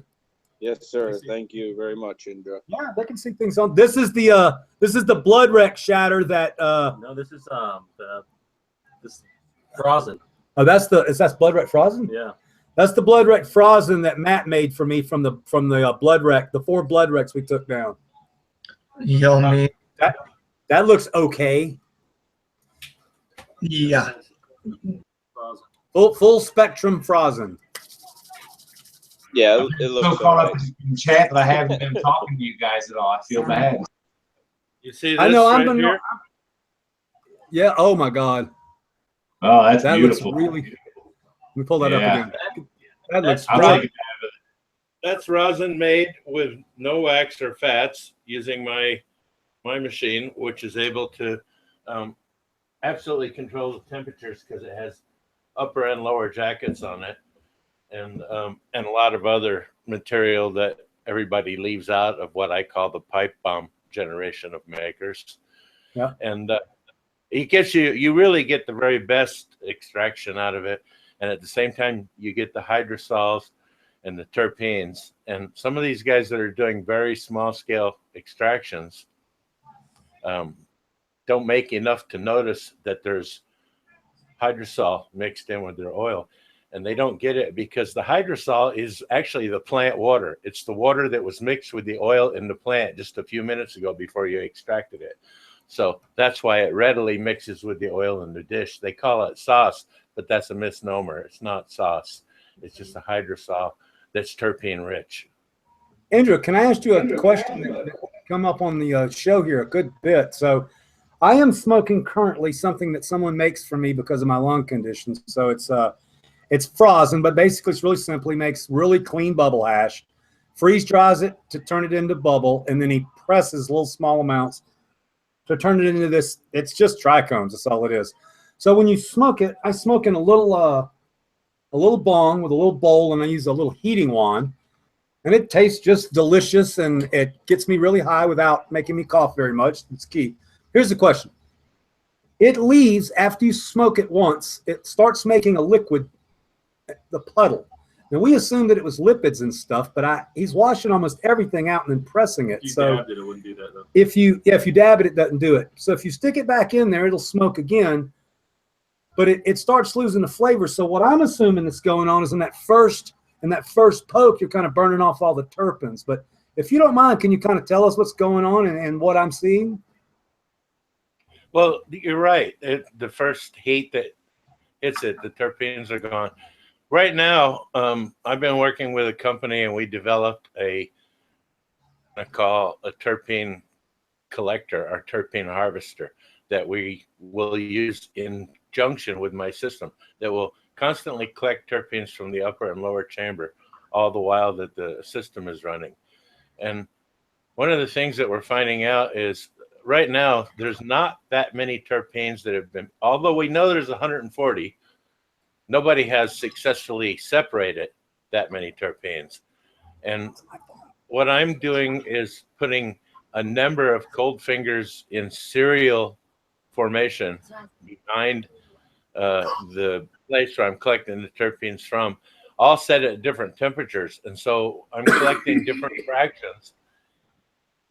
I could collect those clear ones like you see everybody selling on the web for an enormous amount of money, which I fail to understand right now. But anyway, the fractions I'm collecting are, I collect, for instance, one heavy golden fraction that smells like the best hash you never had in your life. Like if you discovered God's hash stash, this stuff would be it. I collected another fraction that's part azurine and part yellow terpene. So it looks green, and there's a lot of jokes about it on the web. But Mark Scaldone was here, John Mark Herring, the guy from the bakery. They were all here, and they all smoked it. And you can ask any of them about it. It was an incredible stone. You could smoke the oil, dab it, and then you could have a dab of the oil with this golden terpene on it. And your whole body would relax. The room would get quiet. Your face would warm up. So I know it had to be a vasodilator or somewhere in that vicinity. And also probably a bronchial dilator because it opened your lungs. And for you, this bronchial dilator would be a good thing to look into having to put your stuff in, because bronchial dilators, the kind that the doctor will write you a prescription for, are toxic. And if you could just have a terpene, I'm looking at terpene research right now because I think terpenes are going to be the potentiators of CBD and THC. And they potentiate the oils that we take in our body. And there's not enough information on the terpenes yet. And we're getting ready to go on a year-long journey here where we're going to grow a whole bunch of cultivars, and then we're going to freeze them instantly at the highest point of readiness. And one by one, we're going to extract them using the system, and we're going to analyze all the information so that we have some real. We already know all the cultivars we're going to use. We already have analysis on them for terpene and THC and CBD content. So we already know about the flower. And so now we're going to raise a whole crop in a rather large place. And from that, we will segregate out populations of that plant. And we're going to look into this terpene thing. And I'm determined to come up with a terpene collection method that affords all the terpenes that are possible out of one plant under the right conditions. And so I just think there's so many discoveries to be made yet that the field's wide open. A lot of people can discover a lot of information. Well, I mean, it's awesome to have you share. So if you guys don't know, so I'm pretty sure that Indra is the first person that made BHO. So I think we can kind of call him the father of that. And Indra wants me to come visit him. And I don't quite understand what he's going to do, but he thinks he can help me drastically with my alpha-1 COPD breathing problem. And I've been trying to make time to do it. And this week is coming, and I'm going to make time to get up there. And now I find out the guy's got the best hash in the world, and sounds like I need to bring him a gift bag of genetics so he can grow some of my hashy stuff. So I'll hook up with you this week, Andrew, and we'll get it done. But thank you again for coming on. And I already learned a shitload, and you only been here 15 minutes. Well, Guy, look, I've helped other people who have your condition. And so what regular MDs will tell you is, there's this, and this you can do. But none of the things they offer will actually potentiate your chest cavity and your lungs. The more room there is, the better your breath's going to be. And that's what I can accomplish for you. Take me about an hour, and you'll be breathing like a steam engine. I can't wait. There's a funny story I've never told the nerds. They love stories. But when I was about 5 or 6 years ago, I went to have some x-rays done because I hurt myself. I fell in a garden, in a damn garden. Everybody watched that on the Weed Nerd. And I broke a couple ribs. Anyway, so when I went there and looked, the lady took a picture of my lungs, and she couldn't believe she stopped, and she's repositioned me. I thought she found something. She said, no, your lungs are huge. So I was all proud. But apparently people with alpha-1, every year, because they can't breathe, their lung cavity just swells out and gets bigger and bigger and bigger. And I've always had this really big barrel chest, and I didn't know why. Well, now I know why. My lungs are basically growing to try to make up for that. But the other thing, I'll talk to you when we get up there, not to bore everybody, but they give me this stuff called prolactin C, which is the protein that comes out of the liver. And it costs $12,000 a fucking month. And they inject it into you. And yeah, I feel a little better when they finish. And yeah, my numbers go up. But, I wonder how much of this is Big Pharma charging me fucking $90,000 a year for some protein they get in blood. So 100% of it. that's right. Right. But I will say this company does do $50 million worth of year in research. And if I couldn't afford prolactin, they will send it to me for free. So, look, here's the thing. You got barrel chested because you're constantly trying to take a bigger breath. And the reason that happens, the reason the barrel chested part happens is normally your ribs all rotate when you take a breath at the top. And attached to each rib is a little strap called a crura. And that little strap pulls the bag open. If the ribs don't rotate when you take the breath, it never pulls the bag open. And so you end up getting barrel chested, trying to make it come open on your own because it's not functioning the way it should. Having the rib cage mobile and functioning so that it operates with the diaphragm is of vital importance to you. Your diaphragm and your chest aren't connected because you've been using both of your sets of in and out muscles to try to maximize the breath that you want to have. You can't get it because your rib cage isn't working. And after you've been here for an hour, your whole face is going to be red. Your ears are going to be red. Your cheeks are going to burn. And you're going to look at me and tell me the same story every other person who's been through this particular thing tells me, and that is, Jesus Christ, I can breathe. I'll be looking forward to seeing that smile on your face too, bud. Let me tell you, that's one of the biggest paychecks I can get. When I do that and someone smiles that at me and I see that, every time I do it on somebody else, it reinforces it in my own body. And that's really the way that kind of thing works. If you're not willing to surrender to that, you can't get anywhere. But I've been surrendering to that for 35 years. You know, I've done everything from newborn babies up to people who are about to pass. Well, it's an honor, and this week there's no way I don't have time this week, so I'll give you an email and get up there, and do a couple things. So, and I thank you for being patient with me, because he offered like a couple months ago, and it's not that I don't take my health seriously. It's just that I'm going through some shit. I mean, there's a lot of other stuff going on beside my illness and beside that I'm busy as shit with TGA. So. But that's no excuse, and we're going to get it done this week. I get it. I was looking. Go ahead. I get it. But if I offered it to you, then I should be persistent to make sure, since you said you'd like it, that you do get it. And if I'm not persistent, what kind of a friend am I? Why would the offer would be phony? And, you know, I follow through on what I say and what I do. Well, So you're not. You You're will really see off- me. Good. You'll see me on your trail until. All right. Well, thank you very much. And the weed nerds all know now, and now all the weed nerds know. So they'll kick my ass. So this week we'll get together. So if the All channel right. has any, we're back in here again for just 9 o'clock. It's time to do a channel. And then we can get into a couple more questions if you want to. We have one hell of a panel here. So you guys, if you guys were not asking good questions, y'all are insane. I mean, we got multiple growers, hydro. We got Indra in here who can answer damn near any question. We got Tricky who can damn near answer any question. Sid's over there. He's like a little technical guru nerd. Bond's in the house. He can answer anything you want to know about extracts and Tiny Bomb. Of course, Malak's running things down. Tony is hanging out in the channel if you got any questions about his new strains. And last but not least, we got Dung Beetle, senior producer for the show.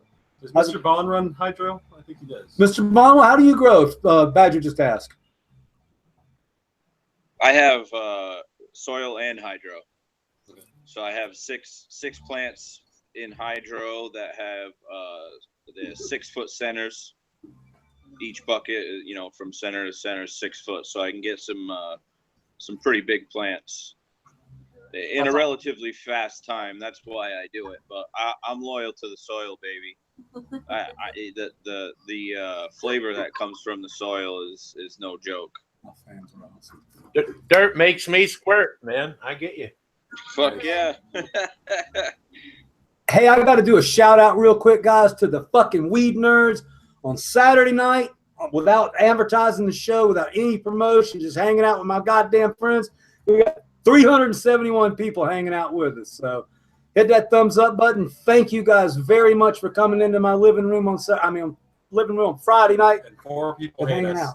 out. And 4 people hate us. There's 4 assholes with no motherfucking life that came on the show and watched the show and were like, oh, this sucks. Oh wait, we went to 372. 375. Oh, we're going up. We're going back. Somebody said, can I explain how I'm going to help you? After I just gave you the entire mechanism about why your chest isn't working, I guess they weren't listening to that part, because every question is filled with an answer, by the way. And so I'm going to make all the things work by manipulating the soft tissue around those areas until the soft tissue plane opens up and allows his ribs to rotate and pull the lung bags open via the crua. When he can, it'll stay that way unless a bus hits him. Now, So it's a very good treatment. What do you say about my wife's got? She doesn't have alpha 1 or COPD, but she has really bad asthma. And with you talking about the rib cage and stuff, her being a girl and having a deviated septum, you know, I'm really interested to see kind of what you do with Sub there. So maybe I can transfer it over to her, because yeah, when she has attacks, man, it's pretty crazy. Yeah, it's osteopathic manipulation plus 40 years of experience that I learned on top of it from hanging out with Chinese doctors, Indian doctors, hueseros in Mexico, all around. I mean, you know, 40 years of learning how to potentiate the breath in the body. She's got a cleft palate. It doesn't really have a lot to do with the rib cage. And I understand your reference to the rib cage with her being a girl, unless she's got really pendulous breasts or something. I'm not sure I understood what you were saying, but everybody's body's the same. The ribs go up, rotate, derotate, and go back down. If it doesn't work that way, and you're not getting a good breath, and you're, you know, a lot of people think, oh, well, look, and they take a big breath and you can see the stomach go up and down, but that's not a good breath. That is a diaphragm exercise that causes some breath to come into the lungs. And then some people will take a breath just in their lungs. Problem is that when you die away, and the diaphragm are a pump in the body, and they pump fluids up and down in the body, and they make, if you held like a microphone at your chest, just underneath your collarbone, take a few breaths, it sounds like a waterfall there. There's so much fluid going by there. And so if you get the rib cage and everything working, the first thing Sub Cool will notice is that his head will heat up and his face will flush and his ears will flush as blood starts to come past that barrel chest that he's talking about. I've had over 300,000 patients through my hands over the years, and many of those multiple times. So yeah, I understand the body, and I know where to touch to get the body to respond to things. I'm very good at that, and I think probably I know more about that than most people that are on the planet right now.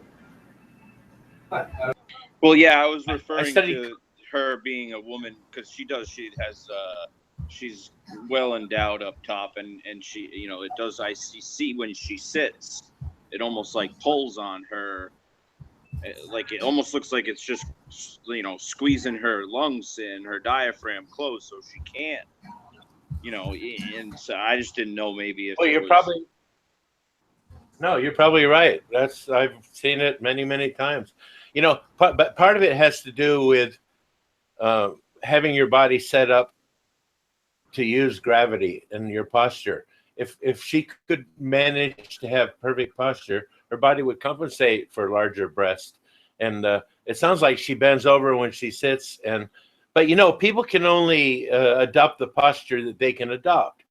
You can't say straighten your back out, because that's not going to do it. You've got to help them let go of all the emotional crap they store down in the soft tissue of their body, release it and potentiate that, so that all of the muscles and bones and fascial planes operate together as an oiled piece of machinery, providing you with a full breath and a full exchange of body fluids. You know, the body fluid moving around in the body is very important.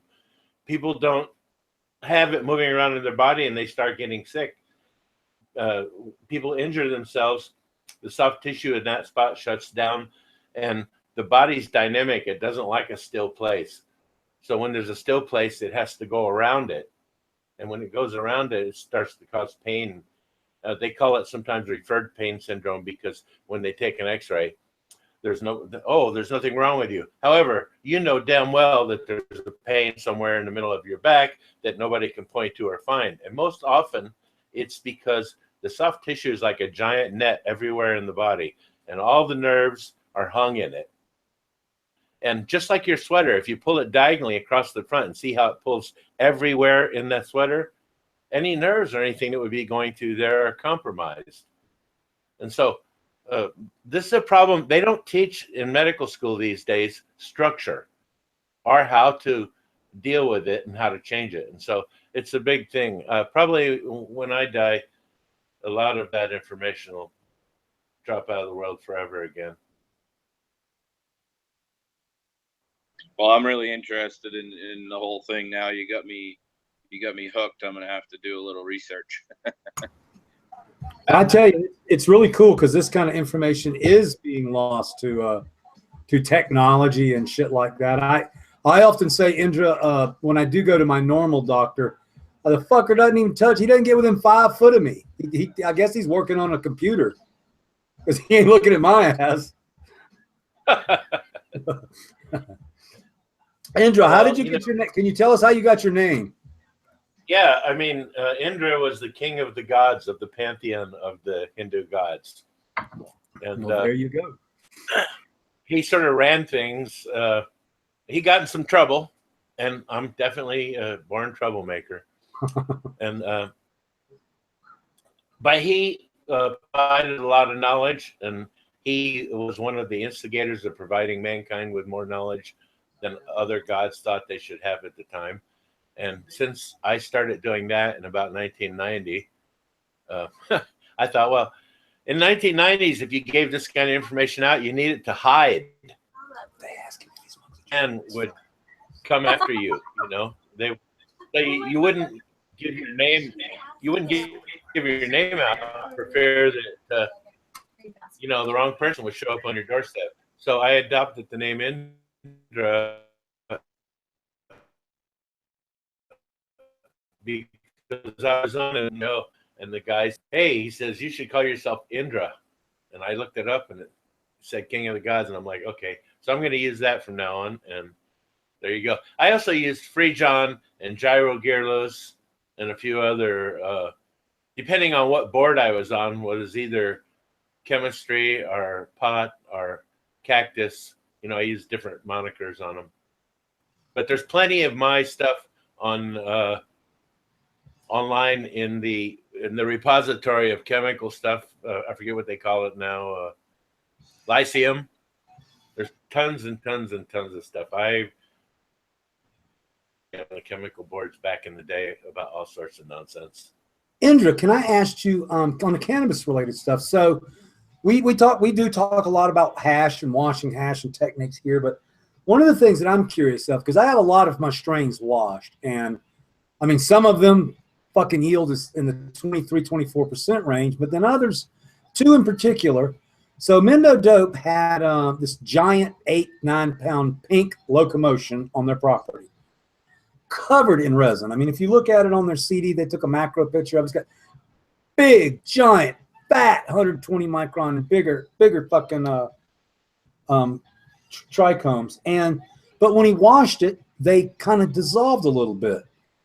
Now, last week, I pulled down, it's one of our mother plants. I've never run her for hash. We breed with her, and I've smoked her a few times in a day, but never run a quadrant for hash. So we ran it, fucking covered. I mean, if you looked at the pictures of it, it was unreal. But when Skunkworks went to wash it today, he makes both hash and extracts and terps and isolates. So he's skilled in all of them. But basically, when he ran the blood rec, it fell apart. He said that the trichomes smeared. So, I mean, you know more about hash than anybody on the planet. Can you tell us the difference between like trichomes that'll wash really good and collect really good, and maybe a trichome that falls apart when you try to wash it? Not extract it, but wash it. If he tried to wash it and it fell apart, the first thing I would be suspicious of is the pH of the water that he washed it with, because he might have had the water a little too acidic and it burnt off the outer coverings. I'd suspect that before I would suspect that something was wrong with it. Well, let me ask you now, something, because he's really good at what he does. So, you know, he ran but I mean, okay. So what I'm saying is the time rec worked. The time rec ran just fine, but the mother didn't. So that's what I'm.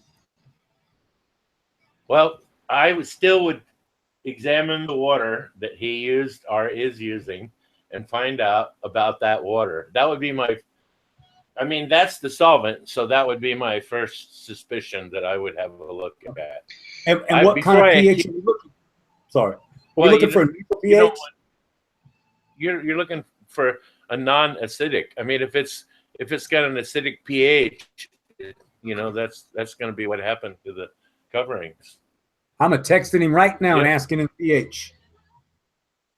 It's a cause and effect thing, and you just have to backtrack it a little bit. I mean, maybe he doesn't know the pH of the water he used, even, but still, that would be my guess first. Now, Indra, do you think that the thickness or dexterity of the actual outer cuticle, just say, of the trichome, obviously, if the water is too acidic, it could break it down way faster, or maybe slower. Obviously, right, faster. Yeah, because I've had some strains that as soon as it touches the water, and I've checked my water, a lot, and some strains like you can actually see the oil on top, like floating on top of the water. And then you have nothing in your bags. Yeah, that'll be heads that have let go. And, the oil doesn't go anywhere. It doesn't disappear. It's just no longer contained in that little biological bag. That's all. No, right. It just sits on top of the water. And then when you pull the bag out of the water, obviously you get, a greasy, oily substance stuck all over your bags. But it's weird sometimes. Yeah, exactly. That's your stuff. Because I had washed that locomotion, and that's exactly what happened when I pulled the bag. We were both looking in the bag like, uh-oh. Right? Yeah. So, and Mr. Bond knows, so I'm actually taking that same clone and I'm breeding it with my hash male, and that's going in a couple of weeks. But that's why I was really curious, because maybe I'm starting with a plant. I thought maybe I'm starting with a plant that had, like you said, thin heads, low wax. I didn't know, but you're saying that it's more of a processing thing. But so we'll have to keep our eyes on that and see what we can figure out on it.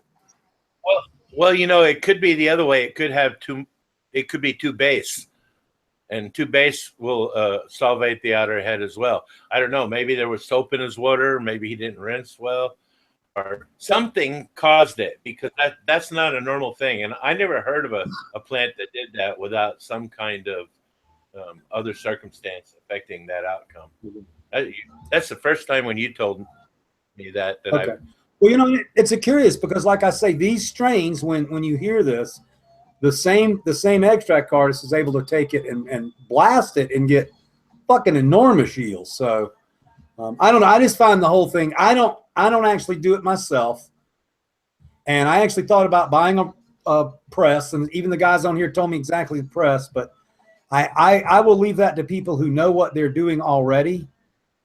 And as a hash consumer, I like to do, so like I like everybody. I like Bond's hash. I like Mr. Rice's hash, Skunkworks. I like Mr. Rice's hash. And I'm quite sure I'm going to like Indra's hash when I smoke it. So that's the good thing about just being a consumer instead of a maker. Yeah, I only, these days, I only make it when somebody comes to me and says, here, I've got this plant, and I was wondering if you could change it into temple balls or something, or Morocco, or something for me. And then I make it. I don't go out of my way to make it for myself, because I'm getting ready to do this whole terpene thing, and I'm trying to gear up for this. I'm doing it in conjunction with Asahi Glass and John Mark Herring and a few other people, and we're going to take a good hard look into all of this, and we're going to write about every single thing we do and make all that information in the end available. Wow. But I can't wait to see that. The thing about terpenes that I know is natural. I mean, I've not done a lot of extracting with the terpenes, and I'm surprised more people haven't come based on my resin profile of my strains, because I don't know if you know this story, it's just a little old, but so when I first became a breeder, the one strain that I had first was Jack's Cleaner, and it's got a very, very, very high pinene content. It tastes like a damn lemon slapped you in the mouth, and I enjoyed it for a long, long time. And then the second strain I made was Danny Boy, and Danny Boy tasted like cherries. So I got in my mind one day, sitting there stoned out of my fucking mind, that I was going to make a line of cannabis that tasted like fruit. And so I went after grape with Quirkle, and I've gone after limes with Chernobyl, and then we branched on out to other things. We actually have a strain that will produce in low numbers a watermelon strain. I think one of the only tastes and flavors we don't have is banana. And so the terp guys love me. I mean, the hash watching guys up here in Northern California, you see a lot of Agent Orange washed. You see a lot of Jack's Cleaner and Jack the Ripper washed. What else? I mean, there's a lot of my stuff that I watch. So I know a lot about terpenes from that end. But the first time Badger ordered some terpenes from Amazon, and like you said, they were the clear terpenes, very commercialized. But I was shocked about two things. I was shocked at the fuck that we could buy them on Amazon. And I was also shocked he mixed just a teeny tad of it with some THC-8 isolate. And it was just amazing the way the flavors just exploded in your mouth. So that's the first time I've seen synthetic terps or either extracted terps. But nowadays, it's pretty common to see them in shops around here. You can they have like, almost looks like a little incense display right there, and they'll have like 10, 15 terps for sale. And they get a hell of a lot of money for them. I tell you that, like $100 and $150 a gram for these things. So I never would have thought people would extract the flavor. Go ahead. There's a guy online who sells dollars. He creates a terpene profile that you want and then sells you a pretty good sized bottle of it. My thing about the terpenes is, in my very first patent in 2002 was when I first claimed about collecting terpenes doing this method, which is pretty much, I think, long before anybody was talking about it in the area. And at that point in time, I knew that terpenes were going to be a big thing because I was finding them. I was busy extracting for Robertet, a company in France, and we were extracting flowers for perfume. And the flowers for perfume turn out to be much like pot flowers. It's pretty much the same thing. They're shaped differently, but they come with oil in them too. And so whenever they always got me to the point of extracting fresh flowers. Like they wanted to send me a couple of containers of fresh Otto Rose to extract. And it would literally be in a refrigerated container, and they would ship it over in a 757. And we would get it 1.5 days after it was picked and put in the container. And when we would extract that, we would get like 35 or 40 gallons of hydrosol. And the hydrosol was full of these rose terpenes. And when you'd open the chamber up to remove the hydrosol, you had to have a mask on because it was so overwhelming that you would start giggling and lose your ability to concentrate because of the concentration of the terpenes. And I've known that the terpenes are a powerful potentiator for the oils all the way through. Any terpenes that you care to think about on any plant, when you extract the oil, and then you have the terpenes to go along with it, it potentiates the oil in a big way. And I'm hoping to prove that out this year because I don't know how much more time I got left on Earth. I'm 71. But I wouldn't mind finding out the answer to this before the dirt nap or before I become fertilizer. Oh, I hear you, buddy. And like I say, every time I talk to you, I'm just more amazed. Hey, shout out 384 people watching the show. If you got any questions, Primo Kush, I am right for you now. This is perfect service. We're going to freeze the show. Primo Kush, what is your question for Indra? He's been very polite and he's asked the question like 4 or 5 times, and I keep missing his question. So we're going to wait and see his question while we, I don't know, smoke a bowl or some shit. Sure. I hate for people. I hate for people to have experience, and what strain or medicine works for liver cirrhosis? I didn't answer Primo because that's just so specific.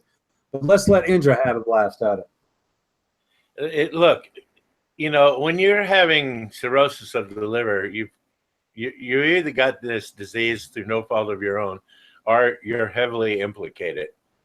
I don't know which one it is in your case, but what you have to do is actually, there's a whole nother set of herbs that you have to get into and start taking to detox your liver. Because if you're getting cirrhosis of the liver, your liver is loaded with so much crap that it's no longer able to function. It's like if you had a balloon that you had to blow up every day in order to be okay, and now they start stacking machinery up next to it, and you can't blow it up every day. And then they put it in the box there, and you know, so cirrhosis of the liver is really blocking out your function, and you need to that before you start looking for how to do it by getting high, because you're past the point of dealing with it in a passive manner, and you need some more paying close attention to what you're doing and stopping whatever it was you were doing that led you to that cirrhosis. I mean, how many different causes are there for cirrhosis of the liver? Not a lot. I'm not sure. Yeah, no, that's it. I'm not sure which one you did. Yeah.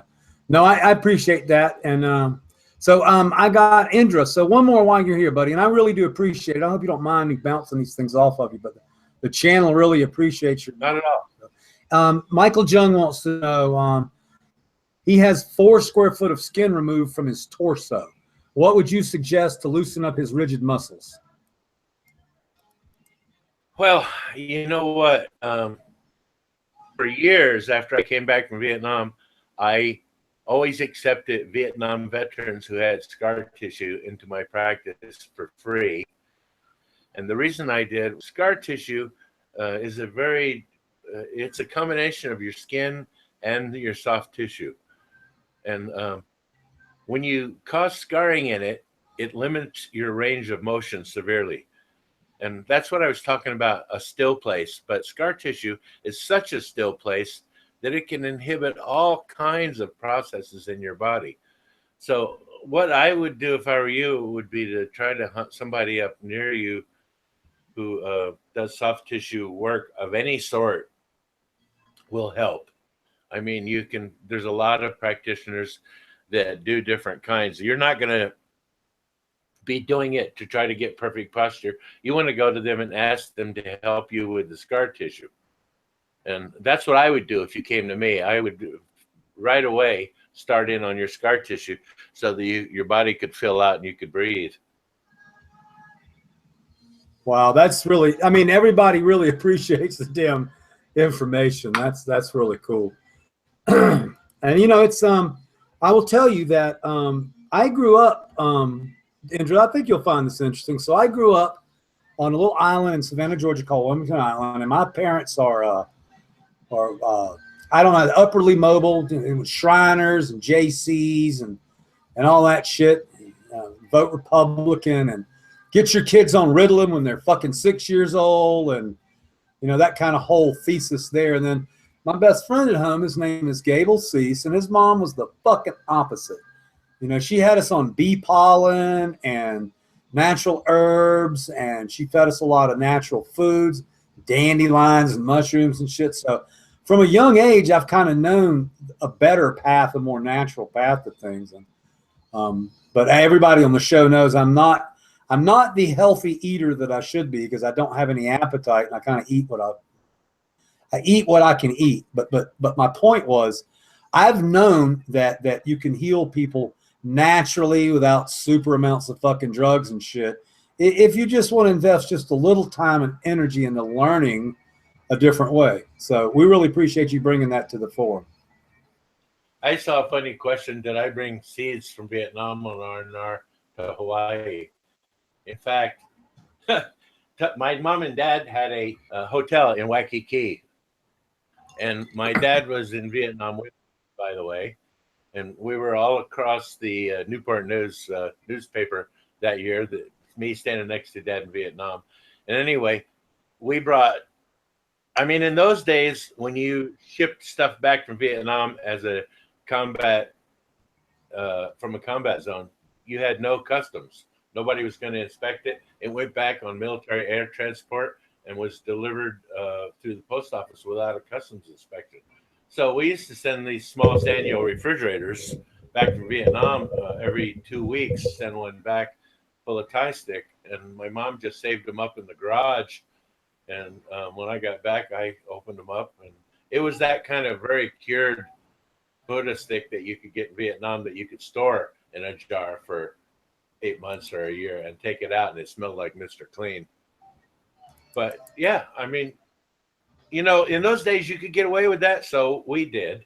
If things that you could get away with, we tried our best to get away with them.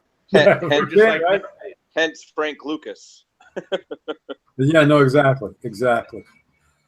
I'll never forget my first bust in Georgia. Everybody knows the story of my first bust, but what they don't know is how much I had growing. So I was growing in this little apartment in downtown Savannah, in this little 3x12 corridor, and I went to get my bike fixed one day, and I met this guy, and he had his property. You guys have heard this story, but see, this fucking house was huge. It had 3 bedrooms downstairs, and you walked into a garage that was finished and had a vaulted ceiling like this.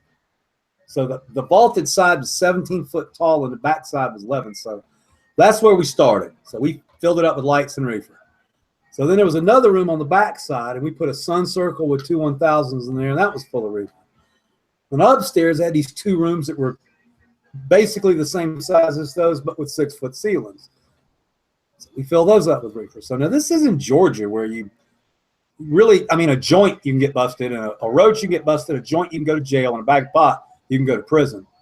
And the reaction on these redneck cops' face just still to this day makes me fucking laugh. I mean, there was not a place in that house where there wasn't weed growing, including a downstairs bedroom that I had actually, my son stayed there, but it felt weird for him to stay downstairs. And upstairs I had this big 6x8 walk-in closet. So I made him a little cute little bedroom in there with paintings and shit like that. And so then that bedroom was full of fucking weed. So those cops came in the house, and I mean, after they started tearing up, I'll never forget that one cop turned around and looked at me. He goes, "My God, son, how much weed do you need to grow?" I fucking busted out fucking laughing. He smacked me across the lips or some shit. Anyway. That's my grandmother and grandfather live in Savannah, 316 East Jones Street. Fuck, I know right where it is, my brother. Been there many, many times. There's a guy in here, Money, what's his name? Money. I missed it. Money Spider Sub is blowing it up in Georgia. Yeah, he knows, he's from there. I have a lot of friends that still live in Georgia. One of the reasons a lot of people stay in Georgia, South Carolina, is because weed's like $65,000, $77,000 a pound, but it's a lot of damn trouble down there. Gross Skull wants to know how I got busted. A partner ratted me out and set me up to get busted. Generally, the way you get busted in this business is run your mouth or your partner fucks you in the ass. School teacher, yeah. Well, it is, man. If you keep your fucking mouth shut in this business, you can do okay. And you know, now things are so much different. I mean, we talk about that on the show so much. I mean, and things are different according to where you live. So, like when I moved to California, it took a long time before when I had weed in my hand, I didn't go and look around. It took like a year to where I relaxed. And where I live right now, even though we have all these fucked up, you know, we don't know what's going to happen in 2018, blah, blah, blah. And I know where you live, and it's even worse. But I mean, where I live, it is perfectly normal to ride around with 5 or 6 pounds in the car on the way to somewhere. It's perfectly normal for us to grow weed, sell weed, do all that shit. And you could go down to a place like Savannah, Georgia, and fuck that shit, dude. I mean, they don't sell papers in the damn stores down there.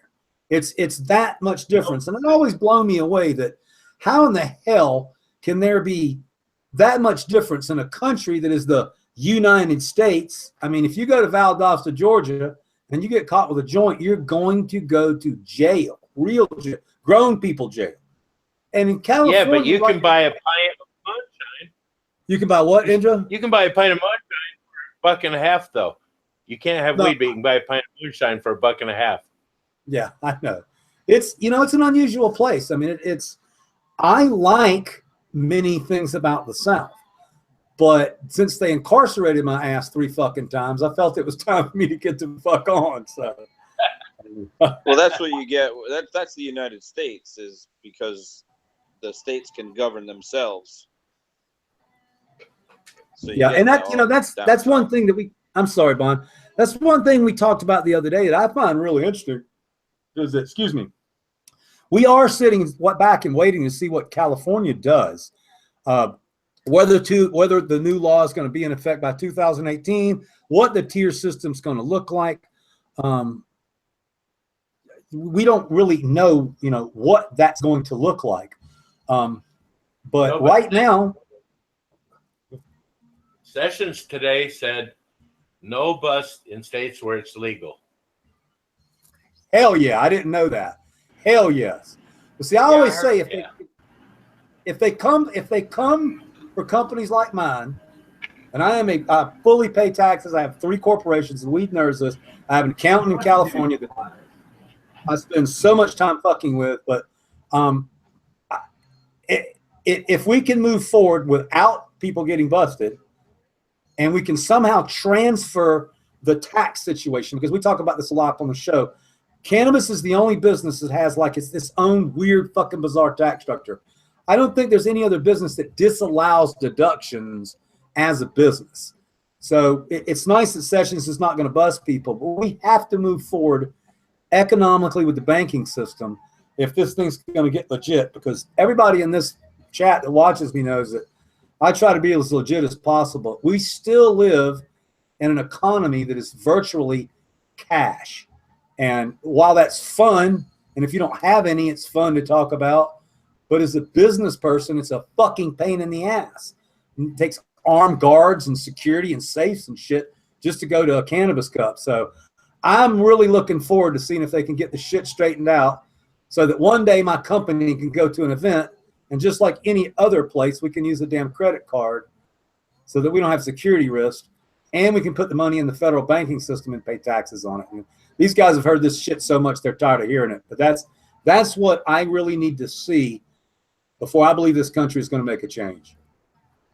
Well, Cory Gardner, I sent him an email when Sessions said that it was a surprising amount of violence in the marijuana industry. I sent Cory Gardner, and he answered me, so I know he got it, an email saying the violence will go away the minute they allow banking, because now people are exposed and they have no way of dealing with it. And so that's what the violence is that he's surprised about. So if he wants to not be surprised about it, open the fucking banking industry up and make it safe again, and it'll disappear just like all the other problems disappeared, just like the liquor industry problem disappeared when they were stopped being, moonshiners. Yeah, I was just about to bring up the prohibition as well. It's just, it's history repeating itself.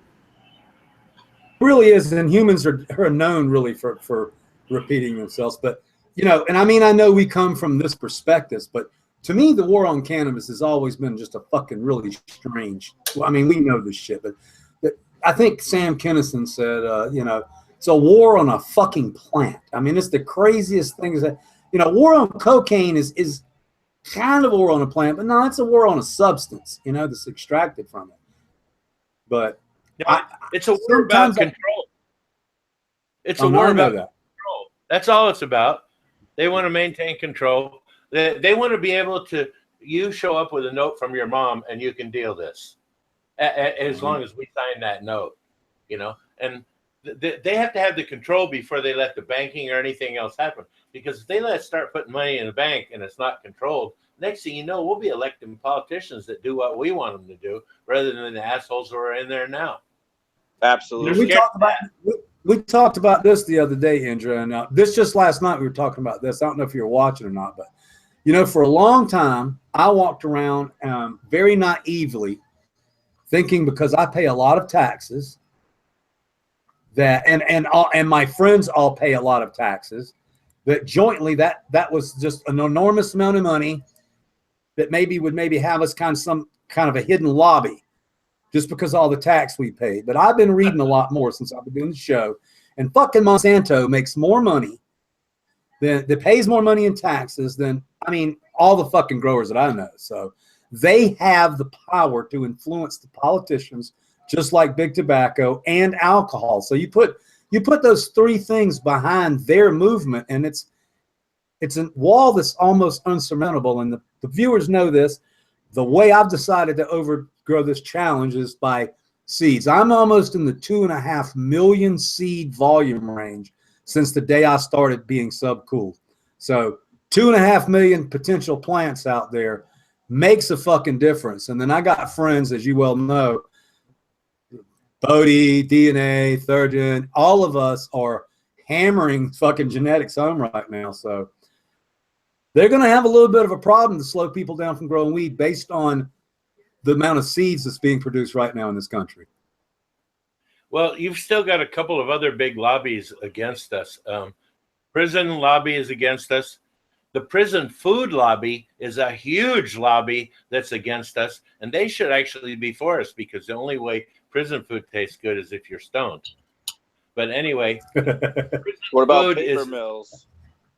Paper. Well, yeah, those kinds of business, the liquor industry, a lot of the industries that have big unions vested in them are all against us. And the problem that we're going to have is getting a coherent enough infrastructure to kick back at these big donors. Like pharmaceutical industry is giving this politician an enormous amount of money. It's sad that it's that way, but when we can start buying politicians and we can start using the banks like everybody else, what can I say? I mean, that's just the way it is. You know, that's life in America. No, it is. And but I can say we're leaning on the wall. We're leaning on the door. We've been leaning on the door a long time. We're, like I say, where me and Indra live, it's pretty cool. I mean, cops generally don't fuck with us too much. Most of us grow weed, and most of us live somehow off of weed, whether it's, as Florida Mike says, whether it's picks and shovels or whether it's actually growing the green stuff. But most of us are somehow involved in that industry here. But I see it spreading more and more and more. I talk a lot, though. Florida went medical and Florida went legal. I don't know the law in Florida, but I've been to goddamn Florida. And when they stopped arresting people in Florida for real, for weed, then I'll believe the movement really has crested, because, I mean, the fucking truth is, if you've ever been to Florida, it is insane. I've been to jail in Florida for a joint. I've been to jail in Florida for growing fucking weed, and I've been in jail for Florida for transporting weed, and they're pretty serious about the whole fucking thing there. Yeah, well, I was born in Atlanta, but my dad was in the Army, and so I grew up everywhere else in the world but the United States. I came back to the United States for the first time for any length of time when I was 16, and from age 5 onwards, I was in Asia. And after I got out of the Army and out of Vietnam, I didn't really want to stay here either. And I wanted to go to India to find out about me. And so I worked at a free hospital for a dozen years. And I was happy with what I got. And I operated off of my paycheck was the smiles of the kids and the people that I helped breathe and be okay again. And I wouldn't have left India to come back here, but my teacher threw me out. He said, "You got to go back to the States. I've got important work for you to do there." And I'm like, "Well, tell me I don't want to leave." And he didn't speak to me again until the day I was leaving. And then he said, "Bye." And so, and then, you know, I came here and I spent a lot of time getting the patent thing worked out. And I've put a lot of effort in on safety. And really what I hope to bring to the whole thing is understanding, no trigger words, no dumb words that don't really hold any real meaning, like sauce. Like some guys were saying nucleation, when you stir the stuff, nucleation happens. And I'm like, you couldn't be further wrong. than saying things like that. And what I'd like to bring is some kind of accountability into the whole thing, so that when you say you got something, that somebody else way over here can say, yeah, I got the same exact thing and I got the same results, and it's blah, blah, blah. And that way everybody will pick up the good from that, because understanding will come everywhere. And we'll have time to start researching what terpene does what to the human body then, because we don't have somebody breathing down our fucking necks over the only plant in the world that seems to reduce inflammation. It's also recently been studied nutritionally to be the most nutritious plant on earth. And it, you know, the thing is, why are they trying to keep it from us? You got to keep asking yourself. It's not deadly. It's not dangerous. It can be food. You know what I think? I think when the Bible talks about the manna machine, and they let manna out for everybody to eat. I don't know if you're familiar with that. At one point. Okay, so the manna machine. But I think it was a marijuana machine is what I think. And it was dumping seeds, and people were eating the protein isolate, and, you know. So anyway. All right, we're gonna take a small break here. We're gonna do something that we do on the show, Andrew. I do a little video share here, and when we come back, we're going to anybody has any questions for the panel, I watch it, but I'm going to show you guys something right now that I found online, and it's kind of, well, you'll just have to watch it to understand. It's Jeb Corliss grinding the crack, and I have never seen somebody so fucking insane in my life. This shit's awesome. That's fucking nuts. You watch this shit, guys. Tell me who's got the balls to do this. Yeah, this I definitely want to before I take the bucket. This dude is crazy for sure. Great. Smoke.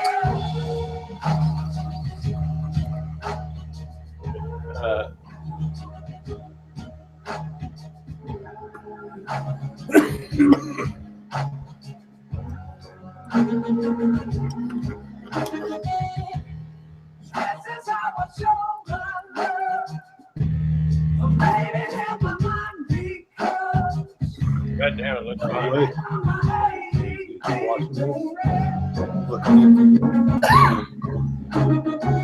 Fucking listen. He's got like an hour long. He's got pins and shit and covers and shit. Watch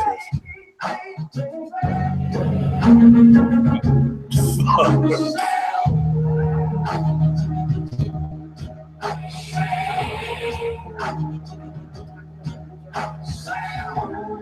The sound is crazy that it makes. That's fucking sick. Oh, yes. Watch this. Watch this. God damn. That's fucking badass.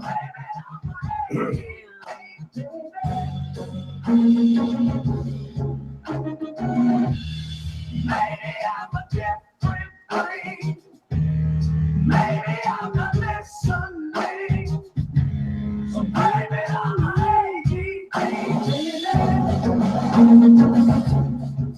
Anyway, that's just the damnedest thing I ever saw. That's why I had to show that shit to you. So, all right, we're back in the channel. What'd you guys think of that? They have one where they go through. The guy flies by the big statue of Jesus in Rio. It's unreal.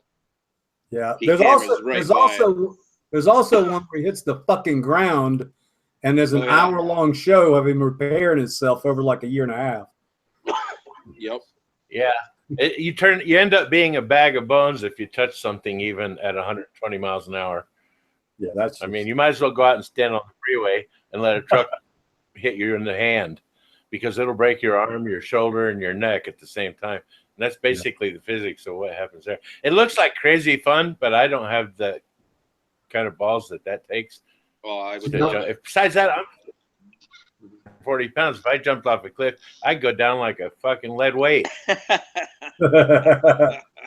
I'm not no, my little brother, he comes on here sometime, Rockstone. In fact, he's gonna get a camera and come hang out. He's a Navy SEAL. I mean, when you see him now, he's just a chill dude and shit. But When he came back from duty one time after being in the SEALs his first tour. And when he came back, I'm all like goober green and shit. I'm like, what kind of gun you got? And he looked at me like, gun? What I need a gun for? So he went through some heavy shit. But anyway, he'll be on here as well. But he jumps out of them fucking planes.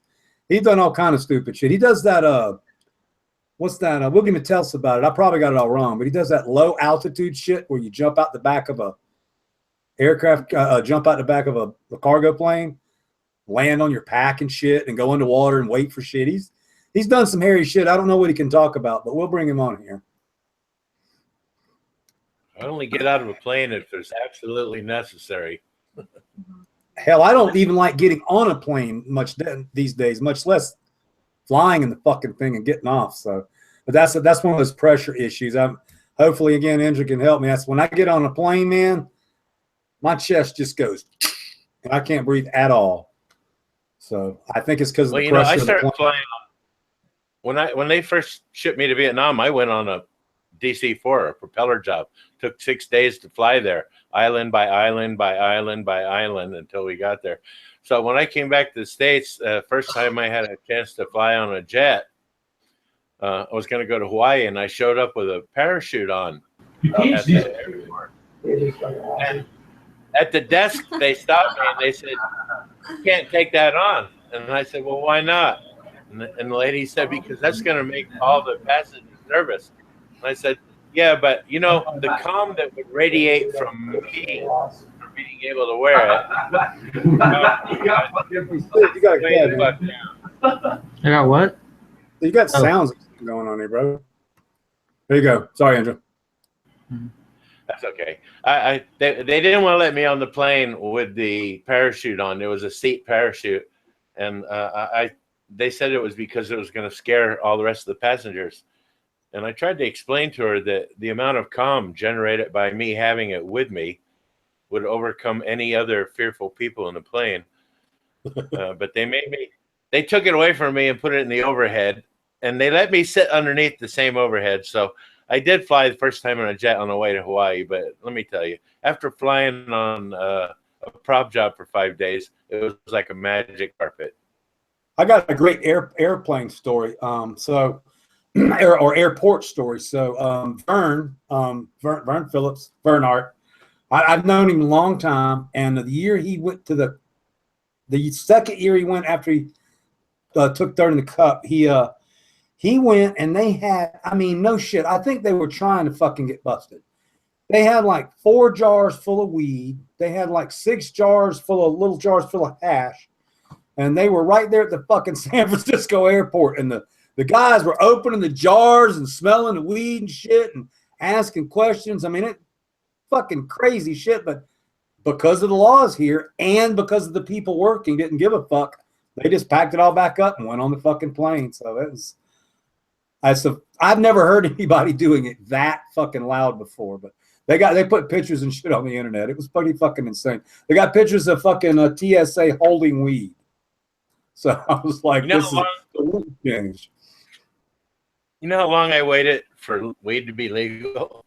I mean, we were smoking in 1964, and we were always saying to each other, next year it's going to be legal. And we said that all the way up till now. Yeah, no, I know. It's and I'm not nearly as old as you, but trust me, it's I have been down 3 times hard, because I went down in Georgia one time and Florida the second time, and I ran, and if you probably may be aware, if you run, they really get pissed off about the situation, and they tack a whole bunch of other shit onto your fucking ass. Yeah, they don't like that kind. No, and they fucking catch you. I mean, I didn't think I was the smartest guy in the world, but I had a good fucking plan. But I'll tell you the plan, what got me is being poor. I hate being poor. So I got a really good job, and that means I came above ground, and they got me like that. But anyway, it's so yeah, I've waited a long fucking time too, and I'd like to think right now, I'd like to think that if anything was to happen to me, it would be a letter disallowing maybe some type of deduction I've taken, because I've on the show. These guys know I have the best. I have one of the best accountants in California, taking care of my shit. And we on the 15th of every month, my bank account gets a lot smaller, and I have to go to work making it a lot bigger every month. And I'd like to think that's going to protect me from eating ramen noodle soup in a cage, but we'll have to see how much money it costs to keep doing this. All right. Hey, Rad, one more thing, Andrew, real quick, and I'm gonna go get the rest of my panel. They serve the only thing you can eat in fucking jail in Florida and Georgia is that soup, that ramen soup. And by the way, it's 10 cents in the store, but it's a fucking $1 in the joint. They will give you green bologna sandwiches though. And the green bologna. But I don't eat fucking bologna or fucking ramen noodle soup for no goddamn reason. So that's what I got to say about that. 379 people watching the show. I think we hit 400 according to my mods. Let's hear from the panel. What you got going on, Tricky? Oh man, I'm just having fun playing around in the chat, listening to Indra over there drop all the knowledge. He's making the panel's job real easy tonight and keeping chat happy at the same time. And I don't know, I'm baked out of my mind, so I'm having fun. Well, that's a good way to be, my friend. That's just what we're supposed to be doing on the Weed Nerd in the Weed Nerd Smokers Lounge. Sid, how about you, buddy? You don't get to talk much. What you got going on over there? Yep. Yeah, just hanging out with my friend. He's drawing, hanging out in chat, listening to Indra's freaking magical wisdom. You see any good conversations pick up there in the channel? Which one in the chat? Yeah. Not really. I just put you on the spot. I didn't mean to. Sorry about that. No, it's all good. I was looking at the Jeff Sessions stuff earlier too on Politico. Yeah. Yeah, So it that's looks like that's pretty strong. yeah, it looks like Elizabeth Warren and Rand Paul are like sending notes to Sessions asking to keep the administration the same as under the Obama administration. Every time you finish before. So that's basically what they're trying to push for. This is a fucking huge fight going on right now, and it's going to determine. I mean, this is going to determine a lot of shit. Yeah, it's scary. It feels like the Wild West, especially where I am. Yeah, no, I know you too. It's kind of funny. I got just a little short story. The guys like stories so much. So one time I drove. Somebody's got background noise. Y'all kill that background noise. So one time I was on a Greyhound bus, and I started in Tyler, Texas, and I went up through Prescott, Arizona, and then we headed up on 101. And I don't mean the highway. I mean fucking 101. The Greyhound rides up the slow boat. So I was kind of on the run, and I didn't have my ID or anything with me. I had a little bit of cash, not a lot, and I had most of it hid because that's the way you roll on the road. And the further north I got, the more the hints of reefer were happening. Because we, stop, you pull over, everybody outside the bus stop. Anybody got any weed? No. Okay. So we keep traveling north. We go. We get into Southern California. I knew I smelled weed in the back of the bus, but I couldn't land it yet. So we got on up close to, we came up the other side, but we were probably parallel to Santa Rosa when the first dude handed me a bowl to smoke.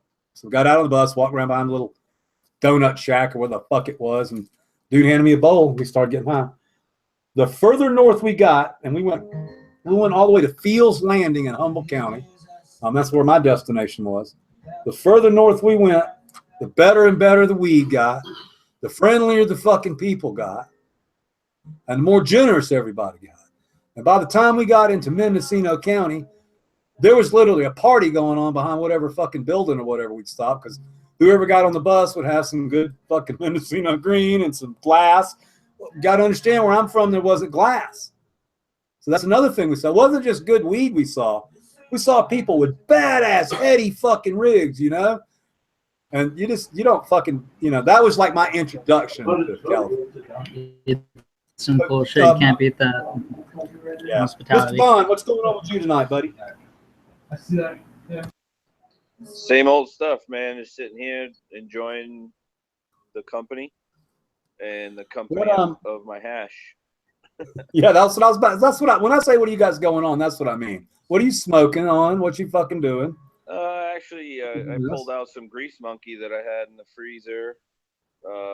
Just giving it a test, and also the Space Bomb. So, kind of funny little story. Quick, I made some rosin the other day, and I was trying to just like whip it. You know what I mean, to kind of get it just to turn to wax, because it was going to turn to wax anyway, or butter or whatever. So I put it on my e-nail for what was going to be just a couple seconds to heat it up. And I proceeded to watch like a 1.5-minute long YouTube video. And my brain went, "Hey, stupid, you're forgetting something." And I looked up and I was like, "Oh, shit." And the jar, the rosin was completely liquid.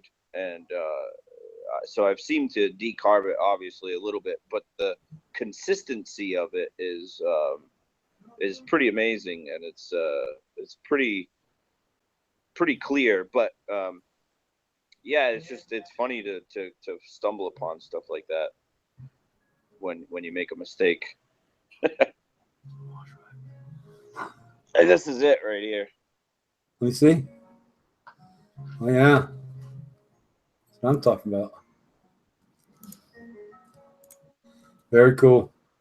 Well, I've smoked a couple of your extracts, and I can say they ain't here. They got fucking smoked the fuck up. That Australia shit, as the boys call it. It wasn't that it tasted that great. It had a unique flavor. It's kind of a butterscotchy, buttery. I don't know. It's hard to describe, but man, it kicked like a fucking mule. I mean, for real. Just a little teeny hit of it, and maybe it's because it had such a different resin profile, but I liked it a lot. Yeah, I tried that when I did get to try it. That was pretty. It was definitely different. I've never tasted anything like that before. No, it's unusual. More like a food group, and it was slightly gooey. I'll tell you something funny that I learned. Well, you guys are gonna laugh at me, but I didn't know this, especially Sam and Bond. So I've been buying this. I'm getting hash from my friends that comes in these things, and it's all really terpy and gooey and shit when you get it. But you keep it in the refrigerator, but sometimes I forget to do so, and so it's drying out. And as it dries out, basically what's happened is the terpenes are evaporating. So the reason I'm saying this, because in the old days when I made my hash, I did it differently. You guys didn't watch my bubble video. It's whatever. It's got 300,000 hits, so somebody watched the fucking thing. But the only thing I was doing wrong, and Bubble Man tried to tell me this, was I pressed the damn hash, even though it was in small amounts. I took that orange cloth that's in the bubble bags, and I dab it with a paper towel. And what I was doing was I was locking water into the hash. And I never fucking understood that, even though Bubble Man told me. Now, I will say that I made such small pieces that I was able to break it up really good. Hey, Mike said I was able to break it up really, really good. Oh, Tony's going. Night, Tony. And I got the water out of it pretty good. And within a couple of days, I would granulate it with my fingers to where it was just like shaking a jar. But I know now from talking to all these guys that water is, as you guys say, water dissolves the shit over time. And if you trap that water in there, so there's my point. So I used to harvest it and it'd be all gooey and terpy and shit. Then I'd let it dry out so I could break it up to get the water out of it. And even though I love my bubble hash very, very much, it could have been so much fucking better. A, if I'd have got the water out of it to start with properly, and B, if I'd have sealed it up and kept the terps in it. Because that drying out process was basically I lost the terps. Now, again, it kicked your ass, it melt. It was great. Some people say I created beach sand, whatever that shit. But I know now that I was making the shit slightly wrong. And it's what's cool what you can learn if you get enough stoners together and start talking about it. Listen, can I offer you a different way of looking at it?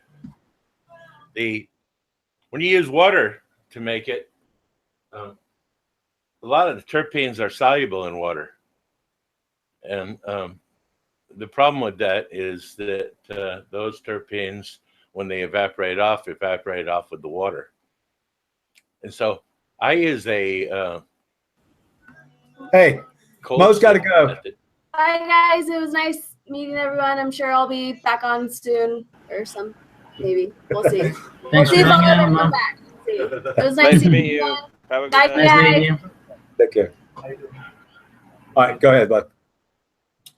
So I use a water-free method because I don't want to solvate any of the terpenes off. And what I do with the material is I separate the trichromes off. I can separate all the trichromes off in a pound in about 10 seconds, really leaving nothing behind in the way of trichrome. You can't even find anything with a microscope. But I then extract the green for the oil. And then I have a way of mixing the oil with the trichromes that is so thorough and good that when you make a temple ball out of it, it forms a skin on the outside, and that skin preserves the terpenes. And when you pinch that skin off out of the way, you can just smell the terpenes issue forth from it like a squeezed rose. And that's the way I make it. When I was asking Frenchie about the water thing, he said, I noticed you don't share your tech with it. You mean I don't share it? Like I don't invite a bunch of people and get $300 a head from them all to share my tech with them? Is that what you... Sorry. Sorry. Go ahead. Well, I'm saying, you know, he's accusing me of something that he's fucking. I mean, he charges $300 a head, and all he does is teach you about that $18,995 washing machine with a vortex in it, and it makes my brain itch and it makes my ass itch when I see about it. Because Well, so I'm assuming. So Frenchie's a friend of mine. I like the guy, but No. So I'm just basically want to ask you. So you don't agree? You don't think his machine is all that?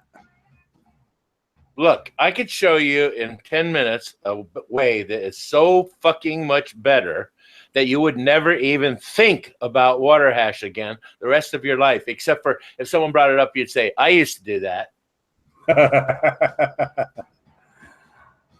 That's awesome. Man, well, when we get together, I'll show you a video. I'll show you a video, and then after you see that video, then you can tell me what you think about what I'm talking about. I can't wait. And of course, we're gonna turn this into a whole thing. I'll bring the stupid weed nerd camera with me. And we'll turn it into a whole learning experience for the world. I'll tell you that there's so much common sense stuff that people just, it goes by them. They look at it and they try to make it way more complicated than it needs to be. They go outside the laws of thermodynamics. They ignore everything is a solvent: air, water, butane, all sorts of things are solvents. People think, oh, I don't want butane in mine. Well, guess what? Butane, number one, is organic. Number two, you can recover every single bit of the butane out and leave not even a footprint behind that can be discovered by nuclear magnetic resonance. For some 13 years, I extracted flowers for Roberta, and they performed an NMR and gas CG mass spectrophotometer on every single extract we made, and never once did they discover residual gas in any of our extracts or anything odd. They told us that we had the purest extracts on earth. And so we actually named our company Pure Extracts Incorporated because of that. And we stand behind that. And this business with the vacuum ovens, when they showed me after 12 years of making oil with no gas in it, they said to me, oh, well, everybody uses a vacuum oven to make sure there's no gas in it. I'm like, well, what the hell are you talking about? My system provides oil that is completely degassed, has no need for a vacuum oven, never will. This vacuum oven is a symptom of a piss poor recovery. And that's all it is. And actually, Across International should be kissing my ass and thanking me for releasing BHO so that all these people would require a vacuum oven. Although they've never even so much as said, hey, thanks. But my new system eliminates the need for any vacuum oven. So that's my little way of saying back to them, hey, fuck you. All right. That's awesome, So compared to BHO and the system you're talking about right now, obviously there's no reason to ever do BHO ever again. Wait, look, my system is BHO. Before you embarrass anybody, including yourself, butane honey oil is what that misnomer stands for. Okay. Right. And right. I use butane gas to extract, and I have been using it for 13 and a half years. I've got 2,500 kilogram extractors around the world producing food oils that you've probably eaten, rubbed on your body, stuck in your hiney as an all sorts of things. It's all done that way. All the bottles of hairspray use it for. I mean, it's just nothing wrong with it. It doesn't leave behind a footprint. Like hexane, which they extract corn oil with, leaves a tiny amount of hexane in all the corn oil that you're going to buy and safely off the shelf that you're going to cook your food in. How's that sound? Hell yeah. Andrew, I got a question that I've really always not known the pure truth to. And it's something that's always kind of bothered me. It's one reason that I don't smoke BHO with my lung condition, and because it also hurts, but follow me here. So I know a lot of BHO artists, and nowadays you don't get to see what they do. I mean, Heroes has got a machine, looks like a fucking aircraft or some shit, but it's hidden away. So when we just first started doing this, we didn't have you for advice and stuff, and I've seen a lot of crazy shit. So most people, regardless of what the fuck they say, are using canned butane, which we both know has capstan in it for smell, and it has oil, and it has propane, and all this other shit. So, and then you can buy commercial. Let me finish because I want a big answer. Then they got commercial butane, and then they got medical butane. It's more expensive. Can you kind of break that for us? Well, look, the cans not only have butane in them, but they also have as many as 200 supporting chemicals in the can. Some of the chemicals are there to make it a pretty flame. Some are there to make it not burn as bright or brighter, so depending on what you're going to use. All of those are all bad news. There's not one of them that I would suggest any kind of extraction with, because they're all nonsense. Normal butane that they get that they call, what did you call it before the medical one? Commercial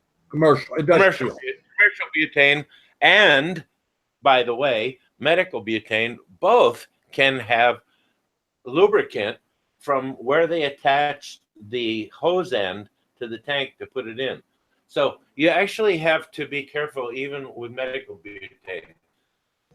The mix of gases that I use, I obtained 14 years ago in Australia at a well that I searched around the world for a well that didn't have hydrogen sulfides in it, and that the isobutane was pure and clean.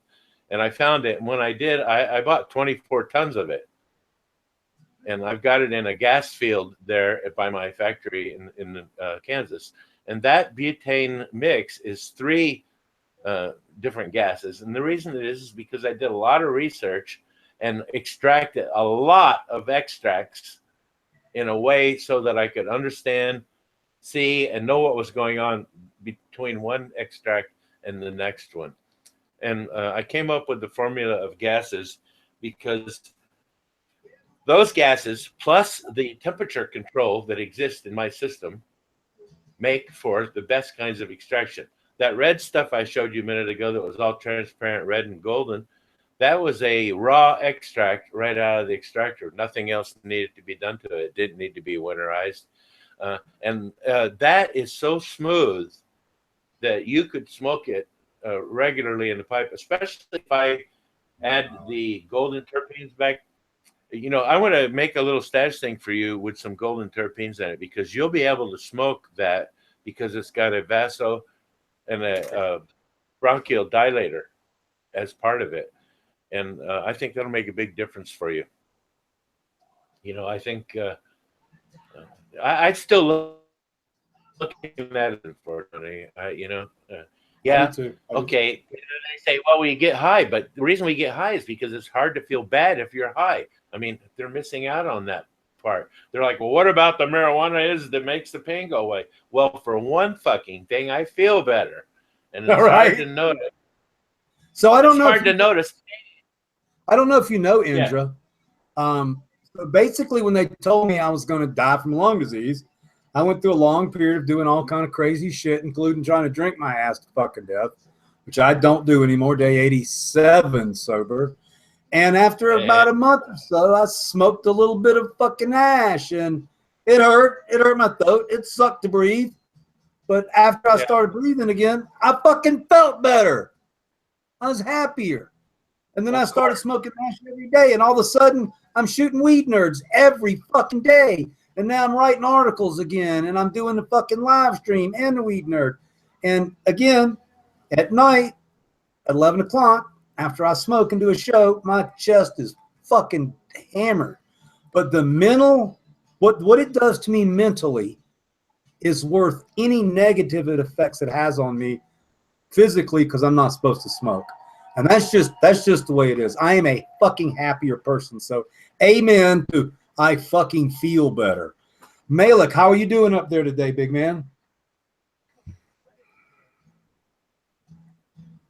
He's got his mic muted. Got to get him to come up and talk to it. Sorry about that. It took me a minute to unmute my mic. I'm doing very well, Sub. Just finished trimming up some Java pie today and getting it in jars and chilling out. Happy to spend some time with this wonderful panel, listening to these knowledge drops. Indra, I'm loving it. Right? I mean, I'm just going through the panel real quick. We're going to turn it right back over. I'm just trying to be polite to everybody. Because, yeah, this is the fuck. If people don't understand, this is a knowledge drop. And Indra, I want to tell you, somebody in the channel said that they watch you on Hash Church, but you're much more relaxed and wound up, they said. I think that was exactly how they said it. So that's really nice. We're happy to have you on the panel. Tony, are you still there, big man? Are you hiding there behind your little doodad, or did you split? I think he's probably back smoking bowls or something. All right, how about our executive producer, Dung Beetle? How you doing there, big man? Doing good, my brother. Doing good. Nice and stoned for sure. But I got a little package from a homie. Shout out to Duck Boy there in Salt Lake City, man. He sent me this fucking deer jerky today. Man, this shit's fire, bro. I'm fucking loving it. And then on top of that, he sent me a torch, and it didn't have anything on it, Sub. So I went ahead and decked it out with a nice TGA sticker. Made it all sick. So we're doing pretty good, man. We're happy.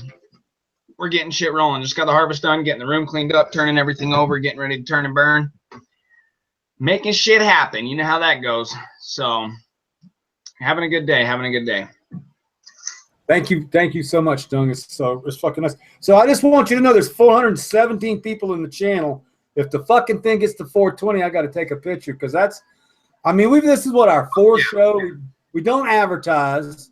It's just, and I know a lot of people from the Grow 2 Roundtable are up here tonight because the boys are in Vegas. They'll be on tomorrow night at 7 o'clock. I hope you guys will watch them. But it just amazes me, and everybody in the panel's heard this story, but it still cracks me fucking up to this day that when I first had the idea to do this, because I watched Dago and you guys, there it is, 420, baby. Dab time. Fucking 20, baby. Dab time. Yabba-dabba-doo. That's fucking awesome, dude. Thank you guys all so fucking much. That's wicked. Yeah, So when I first started now.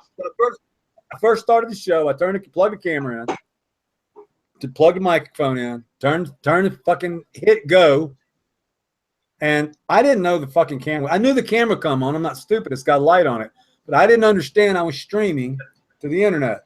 And so the first one's really funny. It's like, what the fuck is wrong with this piece of shit? I'm looking at it, fumbling around, and when I clicked in, there was 300 people in the chat, and it took me a while to figure out. I was like, how are these fucking people all in my living room? I'm not quite understanding how I bought a web camera and now there. So, but what I didn't understand is whatever 49,000 subscribers now on YouTube.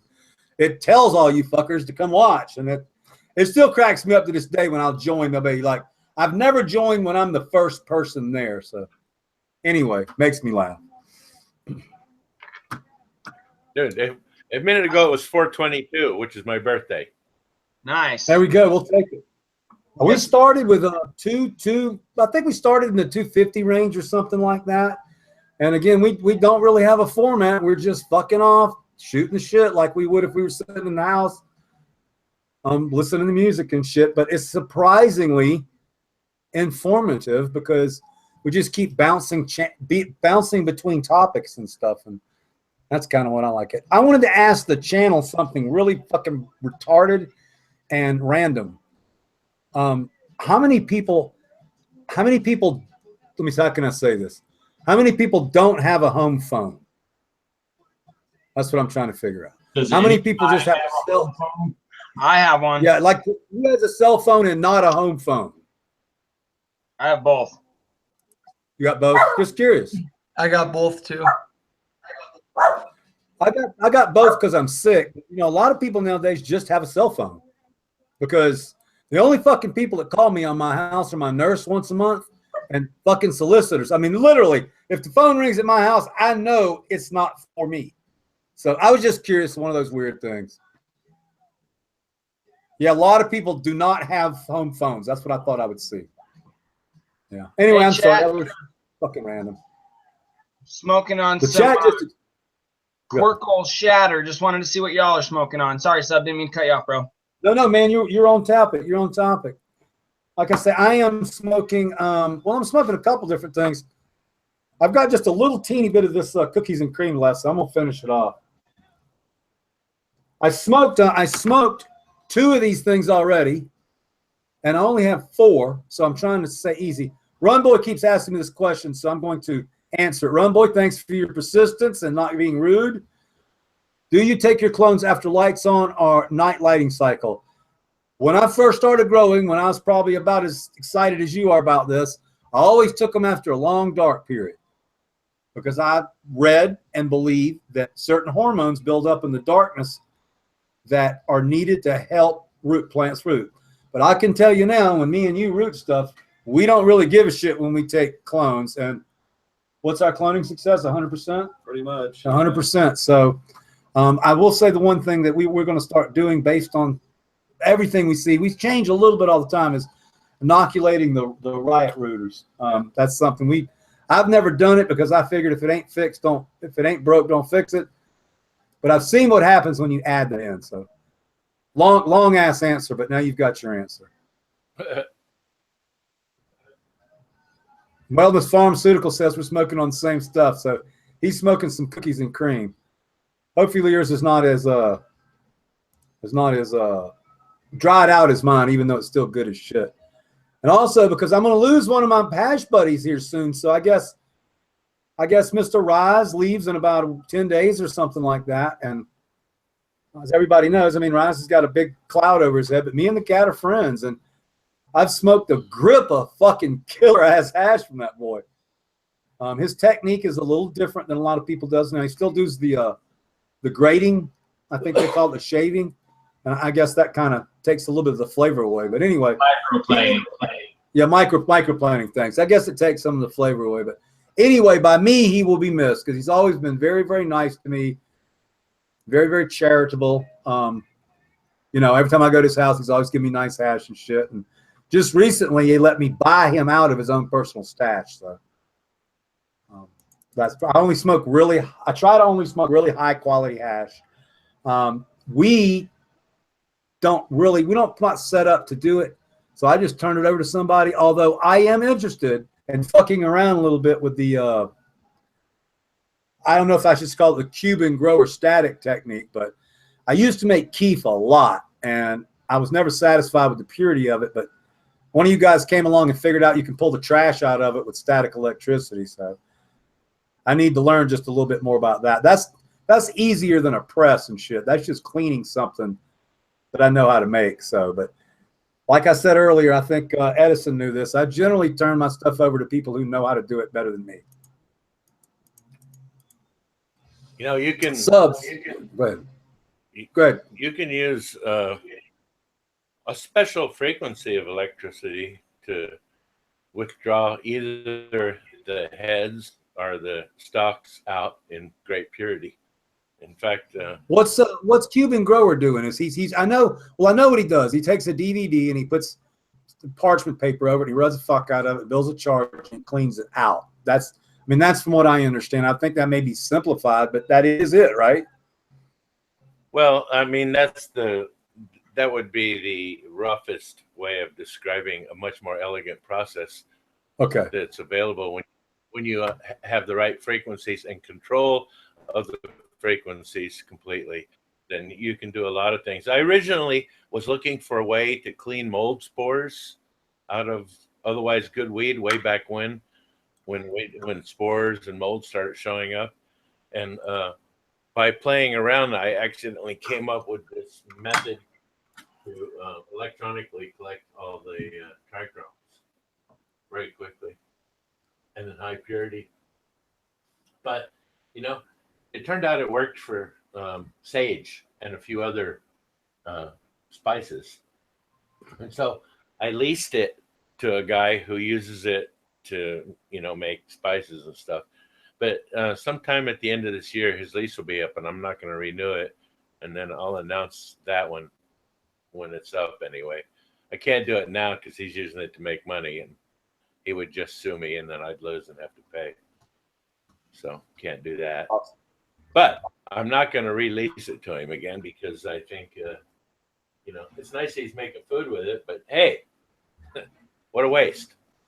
No, I understand exactly where you're coming from. It's I'm just me. Everybody knows this. Me, the cool thing about since such a passive, nice, I think polite guy, maybe with a little bit of an ego. I know so many fucking people, and I can be friends with two people or enemies. That shit cracks me the fuck up. And not that I'm some badass or anything, but for some reason, because I'm old or because I don't know what it is, but I can even be around two people who don't like each other, and they'll fucking behave while they're around me. It makes me laugh like a motherfucker, man. I've definitely been around two cats that definitely did not like each other. Now, the hash game is worse than the weed game or the seed game has ever been. I mean, seed people compete each other and rip each other off and shit like that. And the flower game is, people swapping and everything. But the hash people are so fucking passionate. I mean, I think if you put Beasel and you and Frenchie and Rise and Bamf all in the same room, y'all fucking probably kill each other talking about tech. But I tell you what, from a consumer standpoint, it's sure fucking fun to smoke all you guys' arguments. Talk about Up in Smoke, huh? The original right. movie. Even though Frenchie, I mean, the hash guys make fun of Frenchie, but his stuff has got that little char that we don't like and everything, and it's not necessarily the meltiest stuff at times, but Frenchie's hash gets me fucking stoned because it's that. Not only is it full spectrum, but it's got a little plant matter in there, and I think the plant matter adds something to the high. Well, wait till you get up this way. I knew you wouldn't comment. I knew you would just say, "Wait." I will learn you something. Hash sometime too. So yeah, well, like I say, I'm gonna see Monday. I'll look at my schedule and I'll give you a buzz. If you have time this week, I'll get up there. Like I say, being done with the school is going to help a lot. So, dude, you should make it soon because I'm going to get involved in this trichrome project, and I'm going to be spending a lot of time going back and forth to Southern Cal. No, I'll make it this weekend. I will. I got time this week, so right. I think it's like 3 hours from here, something like that. So it's not too bad. And if you weed nerds want to see the school get furthered, we're fixing to start a super chat feature that will allow you guys to donate toward the school, right, Sub? And that'll help us fast track it, kind of, if they're willing to help us out, right? Yeah. So Sid has the place, and I've got to get Sid in touch with Weed Law. Weed Law is kind of my manager to some degree, and he's gonna run this thing for me because we need somebody to run it. I do not have time to run it. Right. But if I can get Dave involved to run it, and we got a place to start it, then we'll come up with a time, and I'm thinking it's going to be a Saturday, and we'll just have one. I mean, that's basically it. We'll advertise it on social media. I don't think we need to do any kind of print advertising. We can just fucking tell everybody, and we can just kind of see how it goes. And the worst thing that'll happen is a couple of us will get together and have some fun. But I think we could make it grow as long as we do it properly. So the very first one, we're going to need to schedule it for spring. We're going to need to schedule it before it gets too goddamn busy with everybody growing weed. And, you know, get it started. That's basically how you get it done. Saturday afternoon is a good time for everybody just to come relax. Maybe the first one we'll do throw a little food or something. I don't know. We just need to kind of get organized on it. But I need to put Sid in charge of, I'm in touch with Weed Law, because I'm confident, and I'm not trying to sound conky, but the other night at Elemental reminded me something. When I showed up there, me and Badger showed up there, and we were just told to show up to attend the grow class. So I figured I would answer a couple of questions, or they would like, and what does Subcool think? So I got there and I stood in front of the room and started talking to people, and then it came time to teach, and nobody came in the fucking room. So I didn't have a whiteboard. I didn't have a slide projector. I didn't have shit. And I kept the rooms good for an hour and a half, right? So, yeah, I mean, I still can teach really well. So, and I have a curriculum, an actual curriculum ready to go. So I think that we can put something together, and within a few times, we'll be able to find out if it'll work or not. And the nice thing about this is I am not looking to make money off this. I mean, I don't want to fucking lose money, but I'm not about making a bunch of money from the school. I want to teach people how to grow weed. And more importantly for me is I want to be surrounded by people, because I need constant fucking attention of other people to make me sane. I don't know what it is, but I just don't like to be alone. So this is an easy way for me to go hang out with a bunch of my homies on the bar and pass on some fucking information. I think it's brilliant. Whether we can pull it off or not, I'm not going to make any promises. But we can start over at this place in Sid's. It's in Ukiah, Sid's sister. It sounds like a perfect place. It's got a stage. It sounds like it's got a dash of AV equipment. And so, you know, I would say probably in the next month, be looking for us to have everything lined up. So I'm pretty stoked about it. And awesome. Hopefully some other nerds will get, somebody said sub church. No, not quite. It's the School of Dank, man. I mean, it is what it is. Some of the money's going to go to charity that we raise. Some of the money will go into paying everything back. And if it succeeds, I'll set it up as a nonprofit, because that's actually the best way to pay taxes in America right now. Anyway, I diverse. That's kind of a dream that came to me not too long ago. Keeping in mind that my health isn't fucking great. I mean, it'll be, you know, Badger have to be running my ass up there on Saturday and shit, but we'll get it done. And I think I can bring in enough pizza to bring in enough people. Bring that too. Yeah, bring pizza. Yeah.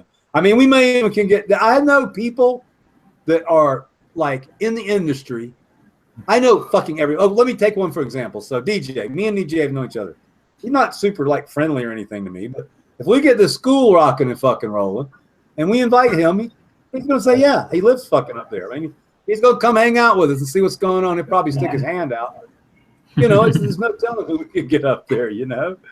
I know George will come see us if eventually we get it rolling. So the possibilities for a school that teaches people how to grow in the area where, because it's different up here. I mean, you know, we can have Mendo Dope come in and teach people how to grow fucking 10-pound plants. And they're just two guys that we happen to know. I mean, up where you guys live, don't think that Mendo Dope corners the market on giant motherfucking reefer plants. I mean, trust me, I've seen fields of giant reefer plants.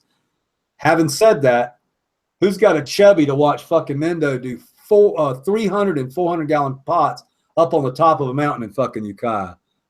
That's insane. I know, I can't wait.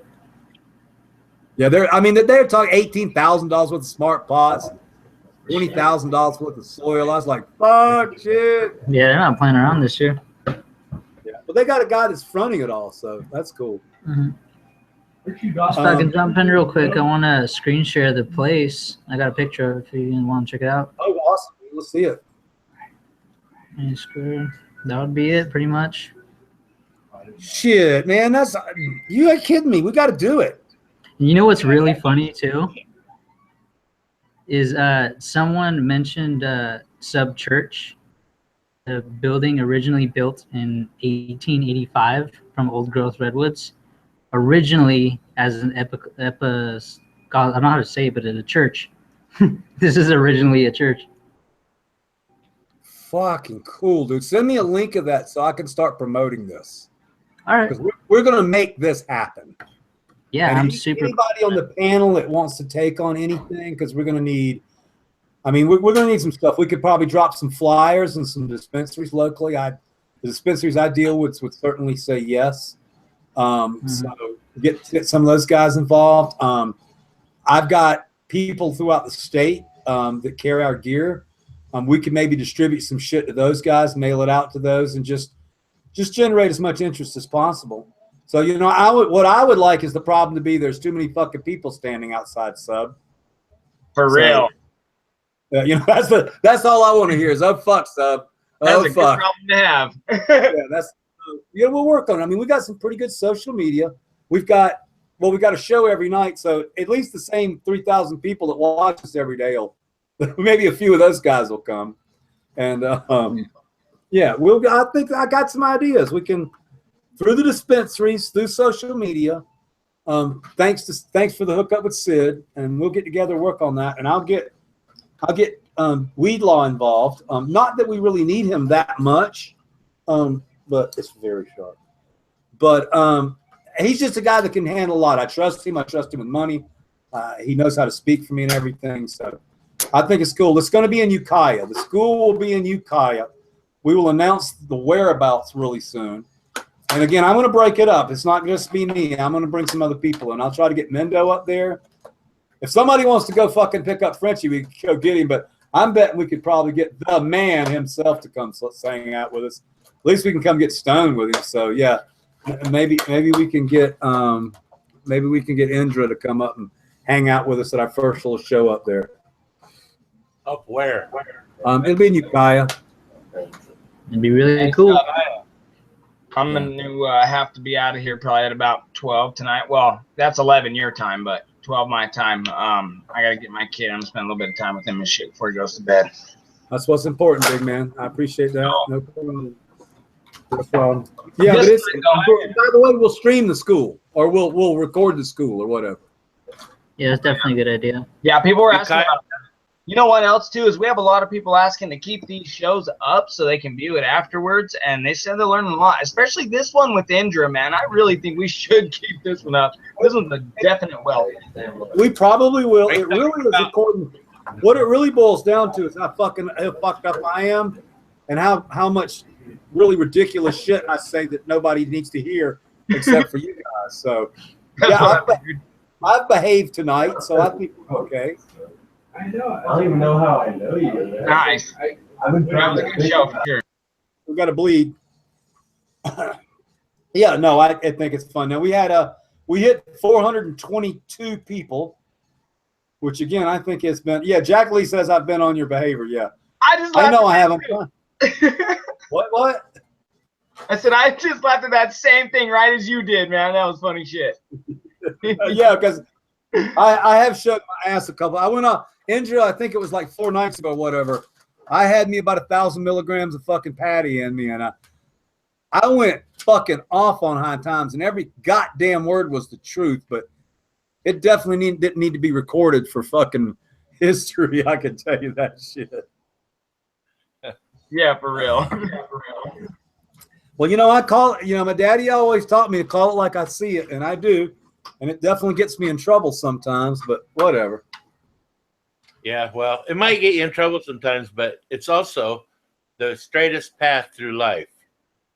No, it is. And you put them in? No. Oh. So my brother gave me this thing. Andrew told me what to do with it, but we're going to turn it on and plug it in. It's a Fleur. How do I fucking open it? I'm on the show. I can't open shit. I'm not good. For some reason, I look good, but my shit's falling apart, man. My hands don't work worth a fucking shit. I'm not gonna be good at getting old. It's a good thing I'm gonna die before I get really old because I don't like it. This is the next thing you want to get right here. What? You see this? Okay, what is that? Flashing? Yeah, I see it. It's a pocket model photo infrared spectrophotometer, and okay, you can teach it the spectra of your stuff, and then you can test everybody else's and see how far. Basically, it's a chemistry lab spectrophotometer, but miniaturized down to a very small size, and you can tell like how much moisture is in your bud, how much THC, how much whatever. If it doesn't note or if it's not on the Spectrum database, you can add it to it because it collects that information for you.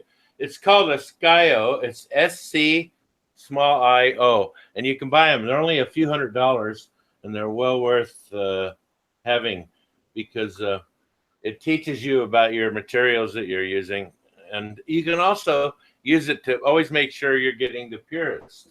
You can test materials. You can put a pill in it with no marking on it, and it'll tell you what's in the pill.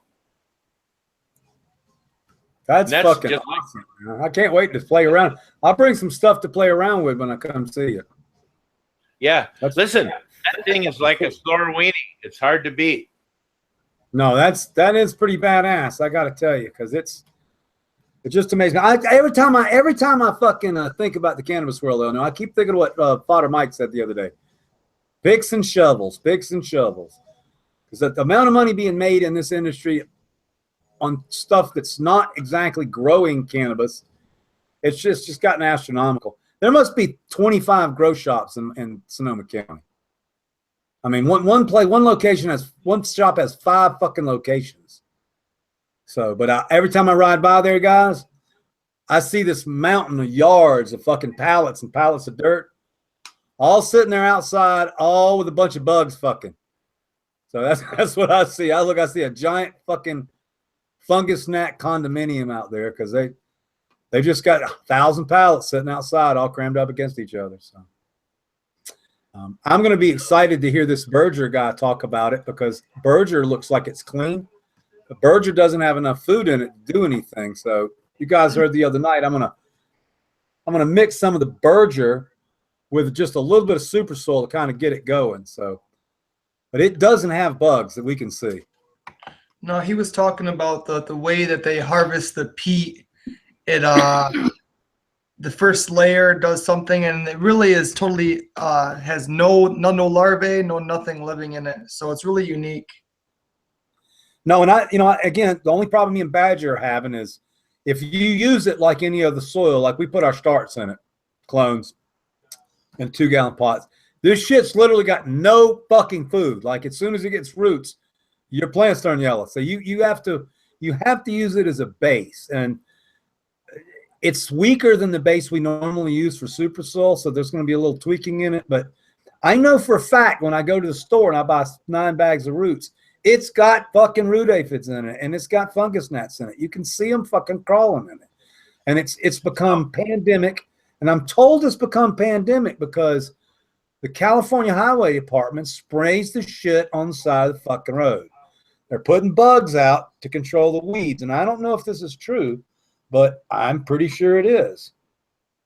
So you want to clean your soil that you got that you're getting ready to use in your grow pot. Is that what you're talking about wanting to do? And it's bug infested when you get it, right? And so you get yourself 2 items. You get yourself a single stage simple vacuum pump. You put your soil in a big plastic bag. You suck it down to a vacuum, and then you allow nitrogen back into the bag and tie it off. 24 hours later, there won't be one living creature in that fucking bag of any sort, unless it's some kind of fucking alien super bug, highly doubtful. So that's how you can clean your soil of all living things overnight. Does it kill the azos and the mycos? It kills everything that breathes in your soil overnight.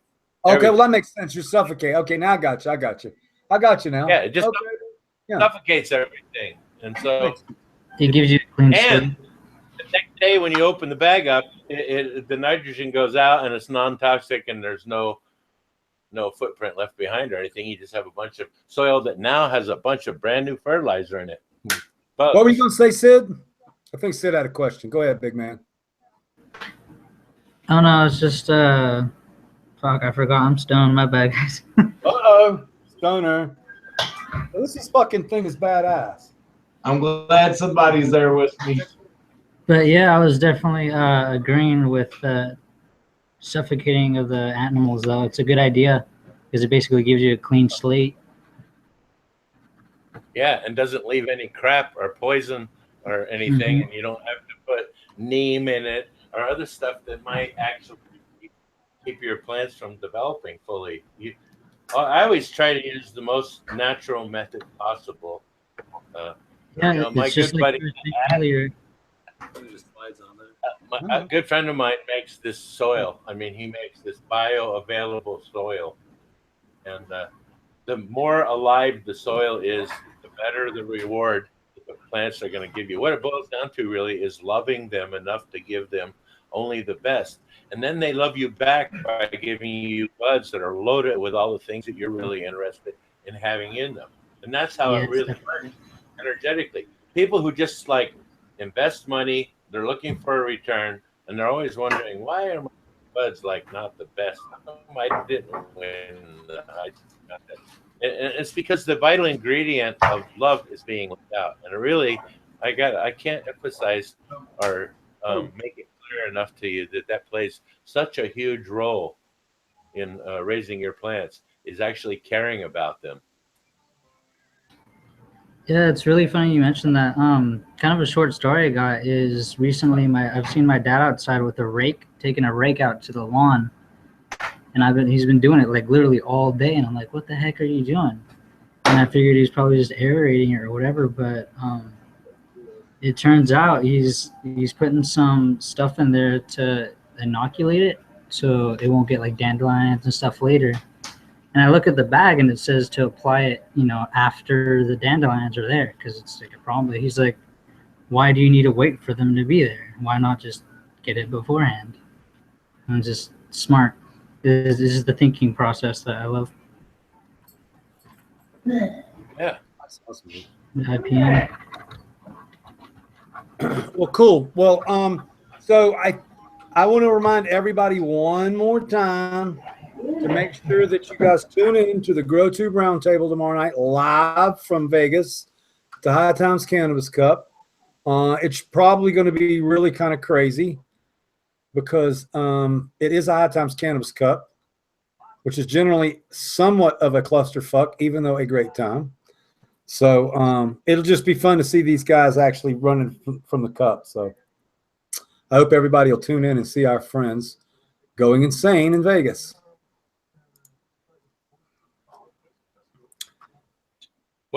What's it going to be on YouTube?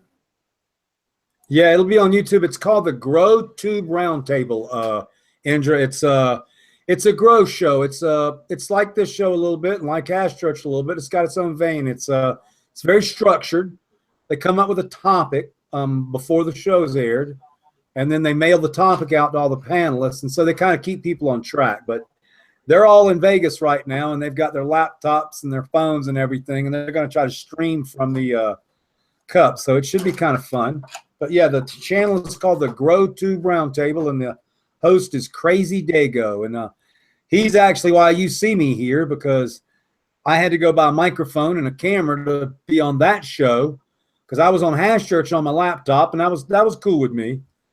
But I needed a little bit of volume, so I got this. And as soon as I got it, just like I told you the story, I plugged the fucker in and turned it on, and everybody was sitting here watching me. So I guess that's just my new form of entertainment when I'm not working, is talking to you idiots sitting there getting stoned with me. So I kind of like the concept. Somebody said the other day, ain't a fucking thing on TV, might as well look at each other. So I think it's a good idea. Yeah, camera is a whole new idea for me. Let me tell you,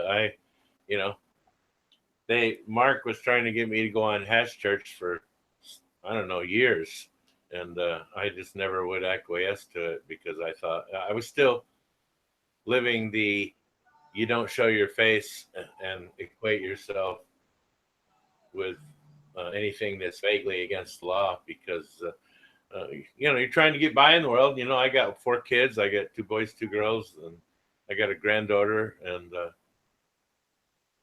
you know, trying not to complicate anybody else's life. I'm still dealing with all the Vietnam stuff. I had enough Agent Orange in me so that it's actually acting as a preservative. I'll be damned. I'll make sure I bring you. You know, I mean, you know our Agent Orange is not a slightly named. Jill's dad died of the shit, so that's actually it's not taken lightly, is what I'm trying to say. So no, you can't get it out of your system. You know, it wants to stay in your fatty tissue, and if you can evoke it to come out, it just goes around in a circle and makes you feel like shit for about a couple of weeks. And so I just leave it where it's at and try not to evoke it by not taking too much of detox of anything, because detoxing for me can be tough on account of that and diabetes and all the heart meds I take. And hey, every morning I wake up, I look around and go, bonus round, still here. I understand, my friend. I really do. And I will tell you that I do feel better generally, but it's a little misleading because I always feel better when it's nice outside, which is why the fuck I live here in California, because it was 62 degrees today. Mild sun. I could breathe pretty damn good today. So yeah, spring here in California. I like it. We get those fucking wicked sunsets that you see me and North Star Genetics shoot up. I don't know how many other people do that. My house faces the craziest goddamn sunset you ever saw on a daily basis. And like I say, Tony's sitting there right there. It's probably fucking 25 degrees outside where he's at. And it's you could have definitely taken your shirt off today. It was pretty fucking nice here. Yeah, you'd get wet here on the last. I think. Oh yeah, I know. I think we're done. Well, I don't know that many storms are coming or not, but I think we're done with the storms. I'm fucking tired of them. I know that. According to my dark sky, I have a little Wi-Fi, and it says that we're in for 3 more days of rain here in Humboldt. Okay, well that's it's not quite spring yet, so we get and by the way, 2 things are going to happen. We're going to have a really good outdoor season this year because of all this juicy, delicious fresh water that's falling all over the place. So I'm going to have a record amount of weed whacking to do in this yard because I have 3 acres. When I bought it, it didn't really have grass. And it hasn't really rained. Man, let me tell you, I got fucking grass now, buddy. You probably got shit growing that's been waiting for a fucking rainstorm for 3 years. I got flowers I've never seen. I got plants I've never seen. Just like you say it, the amount of water we've gotten is fucking ridiculous. I mean, everything's here is wet still. Yeah, we're soaked up here, let me tell you. Yeah, I know. But like I say, the wells are full, and that's something that we haven't had in a long time. So I'm not gonna look a gift horse in the mouth. No, shit. The whole state, all the reservoirs up here are overflowing their banks. So we're in good shape. This year, we shouldn't hear anybody bitching about no water. No, we should not. That's what I said, because it's kind of the standard around here. When you bitch about the rain, people go, well, we need the water. Fuck you. We don't need any more goddamn water. Enough's enough for this year. Yeah, we're fucking flooded out, and people in Humboldt, they're not actually suntan. That's fucking rust, And I live on a crazy ass road down here in Sonoma County, and I was trapped up here at least 4 or 5 times. And I live in a nice place. I don't live in Bumfuck, but it's a treacherous road. And man, mudslides and trees, and even still, like when you go down it, there's at least 5 or 6 junctions where huge fucking trees are cut down, and they just come along and cut them right next to the highway. You don't want to cross the white line next to these trees; you'd be fucking dead. But I don't know. It's gonna take them all summer to clean it up because they don't get to shit really fast in California when it comes to cleaning it up. Dude, I've spent a week trapped at my place because there was trees down on the road. Couldn't get out to the blacktop. So it was fucking bad this year, man. I've never seen anything like this. I come from the South where we have hurricanes. But you know, hurricanes like, okay, motherfuckers, in about 7 days, a hurricane's coming. Y'all need to get y'all shit ready. And everybody gets their shit ready, and a lot of people have parties, and if it gets bad enough, you leave. But here, you know, you get up Monday and you watch the news, and they're like, yeah, you know, thunderstorms are coming in. They're going to be in there for 3 or 4 days. And the next thing you know, the fucking wind's blowing 60 miles an hour up on this hill. And it looked like the fire department had a hose spraying it on my front door. I've never seen rain fall like that up here. And for 4.5 days. So the only reason it makes it unusual, because I've talked to a lot of old timers up here, is because it hasn't happened. If you talk to somebody like 40, 50 years old, I mean, it's been around 40, 50 years up here, they'll tell you that it used to rain like this all the damn time.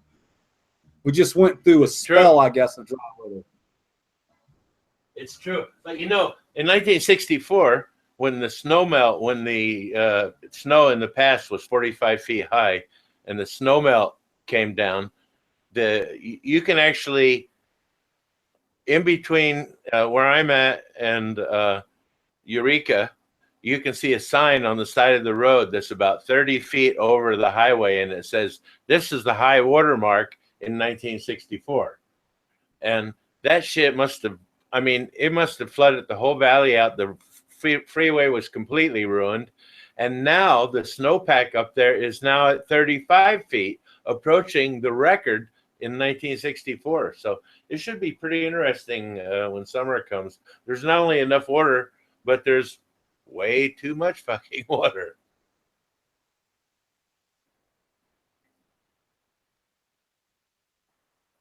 So it could be interesting when it starts melting. It'll be a lot of fun. I know my place is right next to the river, and I have around a 300-foot tall spruce tree right next to my house. And if you can climb up 75 or 80 feet in the tree and see all over the valley. The branches in the tree are as big as a lot of redwood trees, just the branches.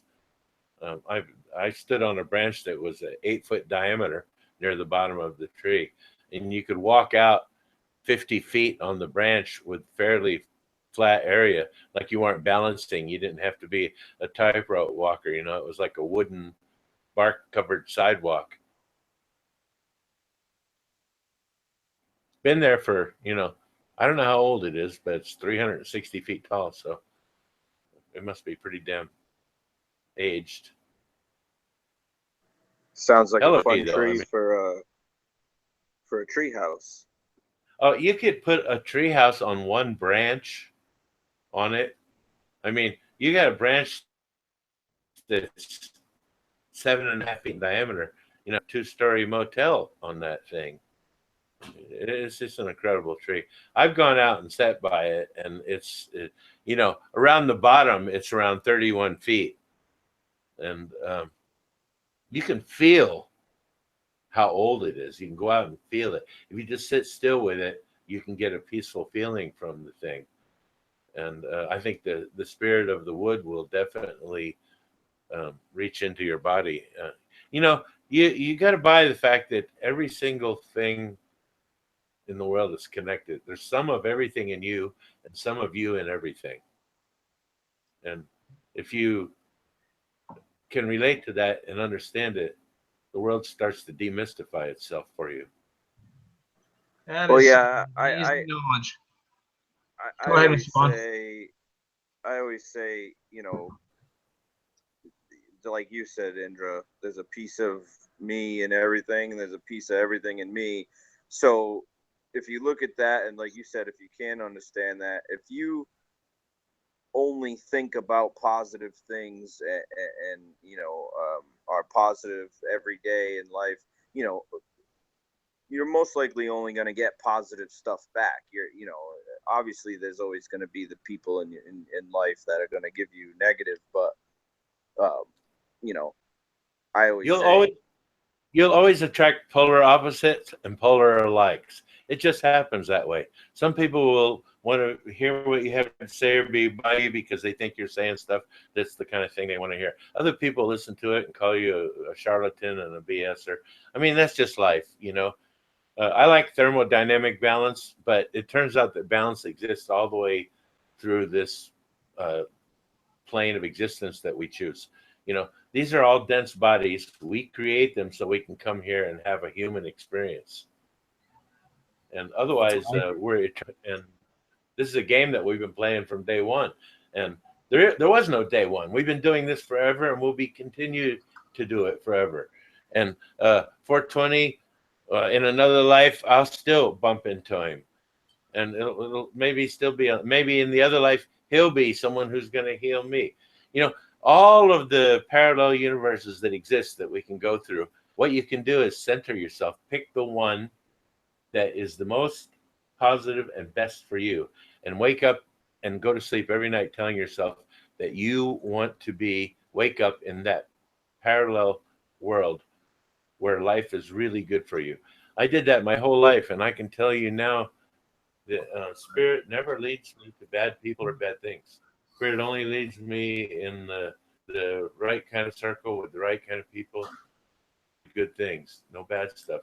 And just have to maintain that thought in yourself, because you will create your own universe every single day, every minute, every second, every peak of a second. Absolutely. So when you slide it in, Well, you are the center of your own universe. Well, everybody is a part. You have a part of you in everyone, and everyone has a part in you. You know, you can't understand anybody else until you understand yourself.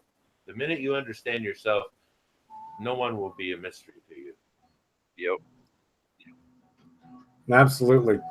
Again, I'd like to thank Andrew for coming down and laying his knowledge. The chat is very much enjoying this. So it's just something a little different. And I'm certainly learning a lot. And more importantly, I'm enjoying talking to my new friend. So it's time for, I got to go get some more hash. So it's going to be time for a bong hit when I get back. I'm going to make one while you're gone. Great. Thanks everybody for hanging out with us. If you haven't done it already, don't forget to hit that thumbs up button. Hey, Indra, have you ever heard of Alan Watts? Alan Watts? Yeah. Yeah. Oh, yeah. Yeah, it definitely reminds me of the dude. I've heard everything. Hey, Seb, can we put that up as a video? Yeah. While we're going to smoke? Yeah, what is it? You would totally love it. It's Alan Watts. I guess a good one's called something, The Dream of Life. Alan That's Watts? a good one. What is it? He's a British guy who was realized, and he tried to pass the message on to people as best you can, because when you're in that state of mind where you're understanding that, you have to be not attached to passing it to people. No, it does not. All right, what's up? Cool. I gotta get out of here. I promised my kitty could have a computer and we'd hang out. So Thank you very, very, very much. I really appreciate it. And we'll see you on the flip side, big man. Absolutely, brother. We'll see you tomorrow. Are we gonna all have a little hangout tomorrow in the afternoon and get this whole thing put together? I'm sure we will. So get in touch. I'm sure we are. I'll call you. Okay, Malik, Sid. We're not going to go live tomorrow because I do not want to take away from Dago. Right. Okay, Mr. Bond, Andra, thank you so much for the knowledge. Tony, if you're still here. Chat, everybody. Later. See you later, Don. Later, Don Beetle. We'll see you Sunday for sure. Night, guys. That's what Hey, you're guys, talking about? I got a blast too. I gotta go. Okay, man. Take care, buddy. Be good. Have a good night, everyone. Thank you. No, thanks, Bond. Hey, Mr. Bond. Brother. They normally go about the task as one would attempt. This is what you're talking about? The tail wags the dog. I remember when I was a small boy in school, I was enormously interested in being able to do my schoolwork. That's not it. That's not it. Okay, what is it? I sent you a link in the chat. Okay, I'll get it. Yeah, in the hangout chat. I got it with the chat. Oh, shit. There it is. All right, pay attention, everyone. Enjoy. It's a fun idea to play around with if you haven't heard it already. If you awaken from this illusion,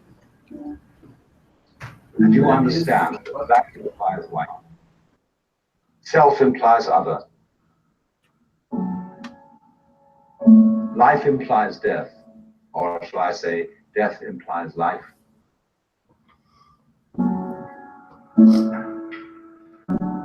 You can feel yourself not as a stranger in the world, not as something here on probation, not as something that has arrived here by fluke, but you can begin to feel your own existence as absolutely fundamental.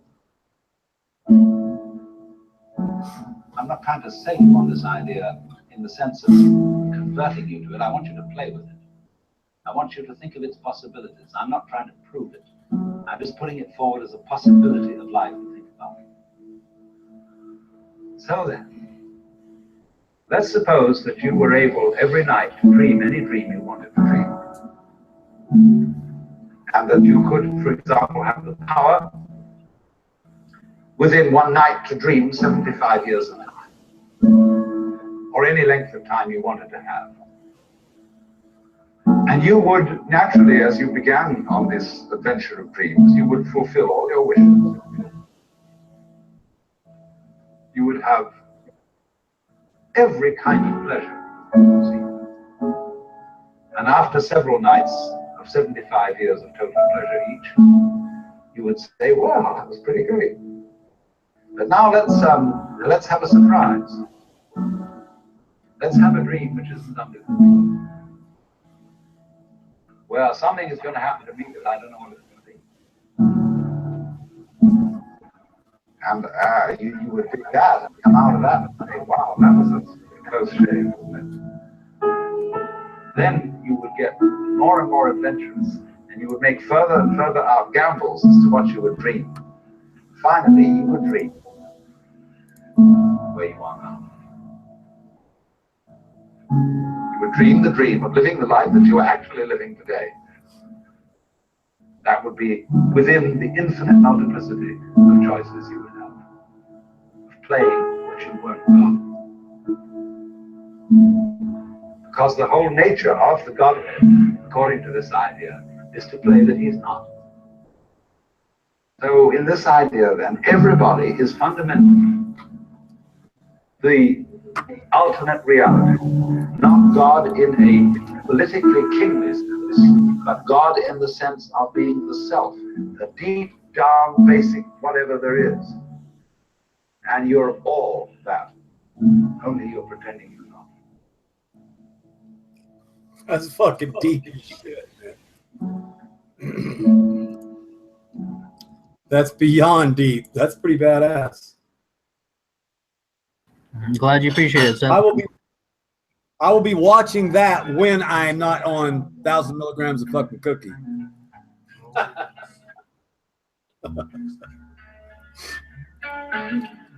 Well, what a damn show. What a show we've had for me talking to Dunbeagle. And then we invited Sid and Malik. And then we were bullshitting a little bit. And we said, well, do you want to go live? And boom, there was 350 people and then 400. And then Indra has laid down some badass fucking knowledge. So it's been really exciting. I think I will leave this one up for you guys to watch tomorrow if you want to. Last time, make sure you watch the GrowTube Roundtable tomorrow night live from Vegas. And then catch our show Sunday night. We're going to have a special guest. It's either going to be the guy from Hortilux or either Patrick from the Soil Place. So I hope you guys will come check it out with us. And you know the deal. Be nice to everybody. Love your friends. Don't be a fucking dick. And have a dank day. Hey, thanks 420. I had fun.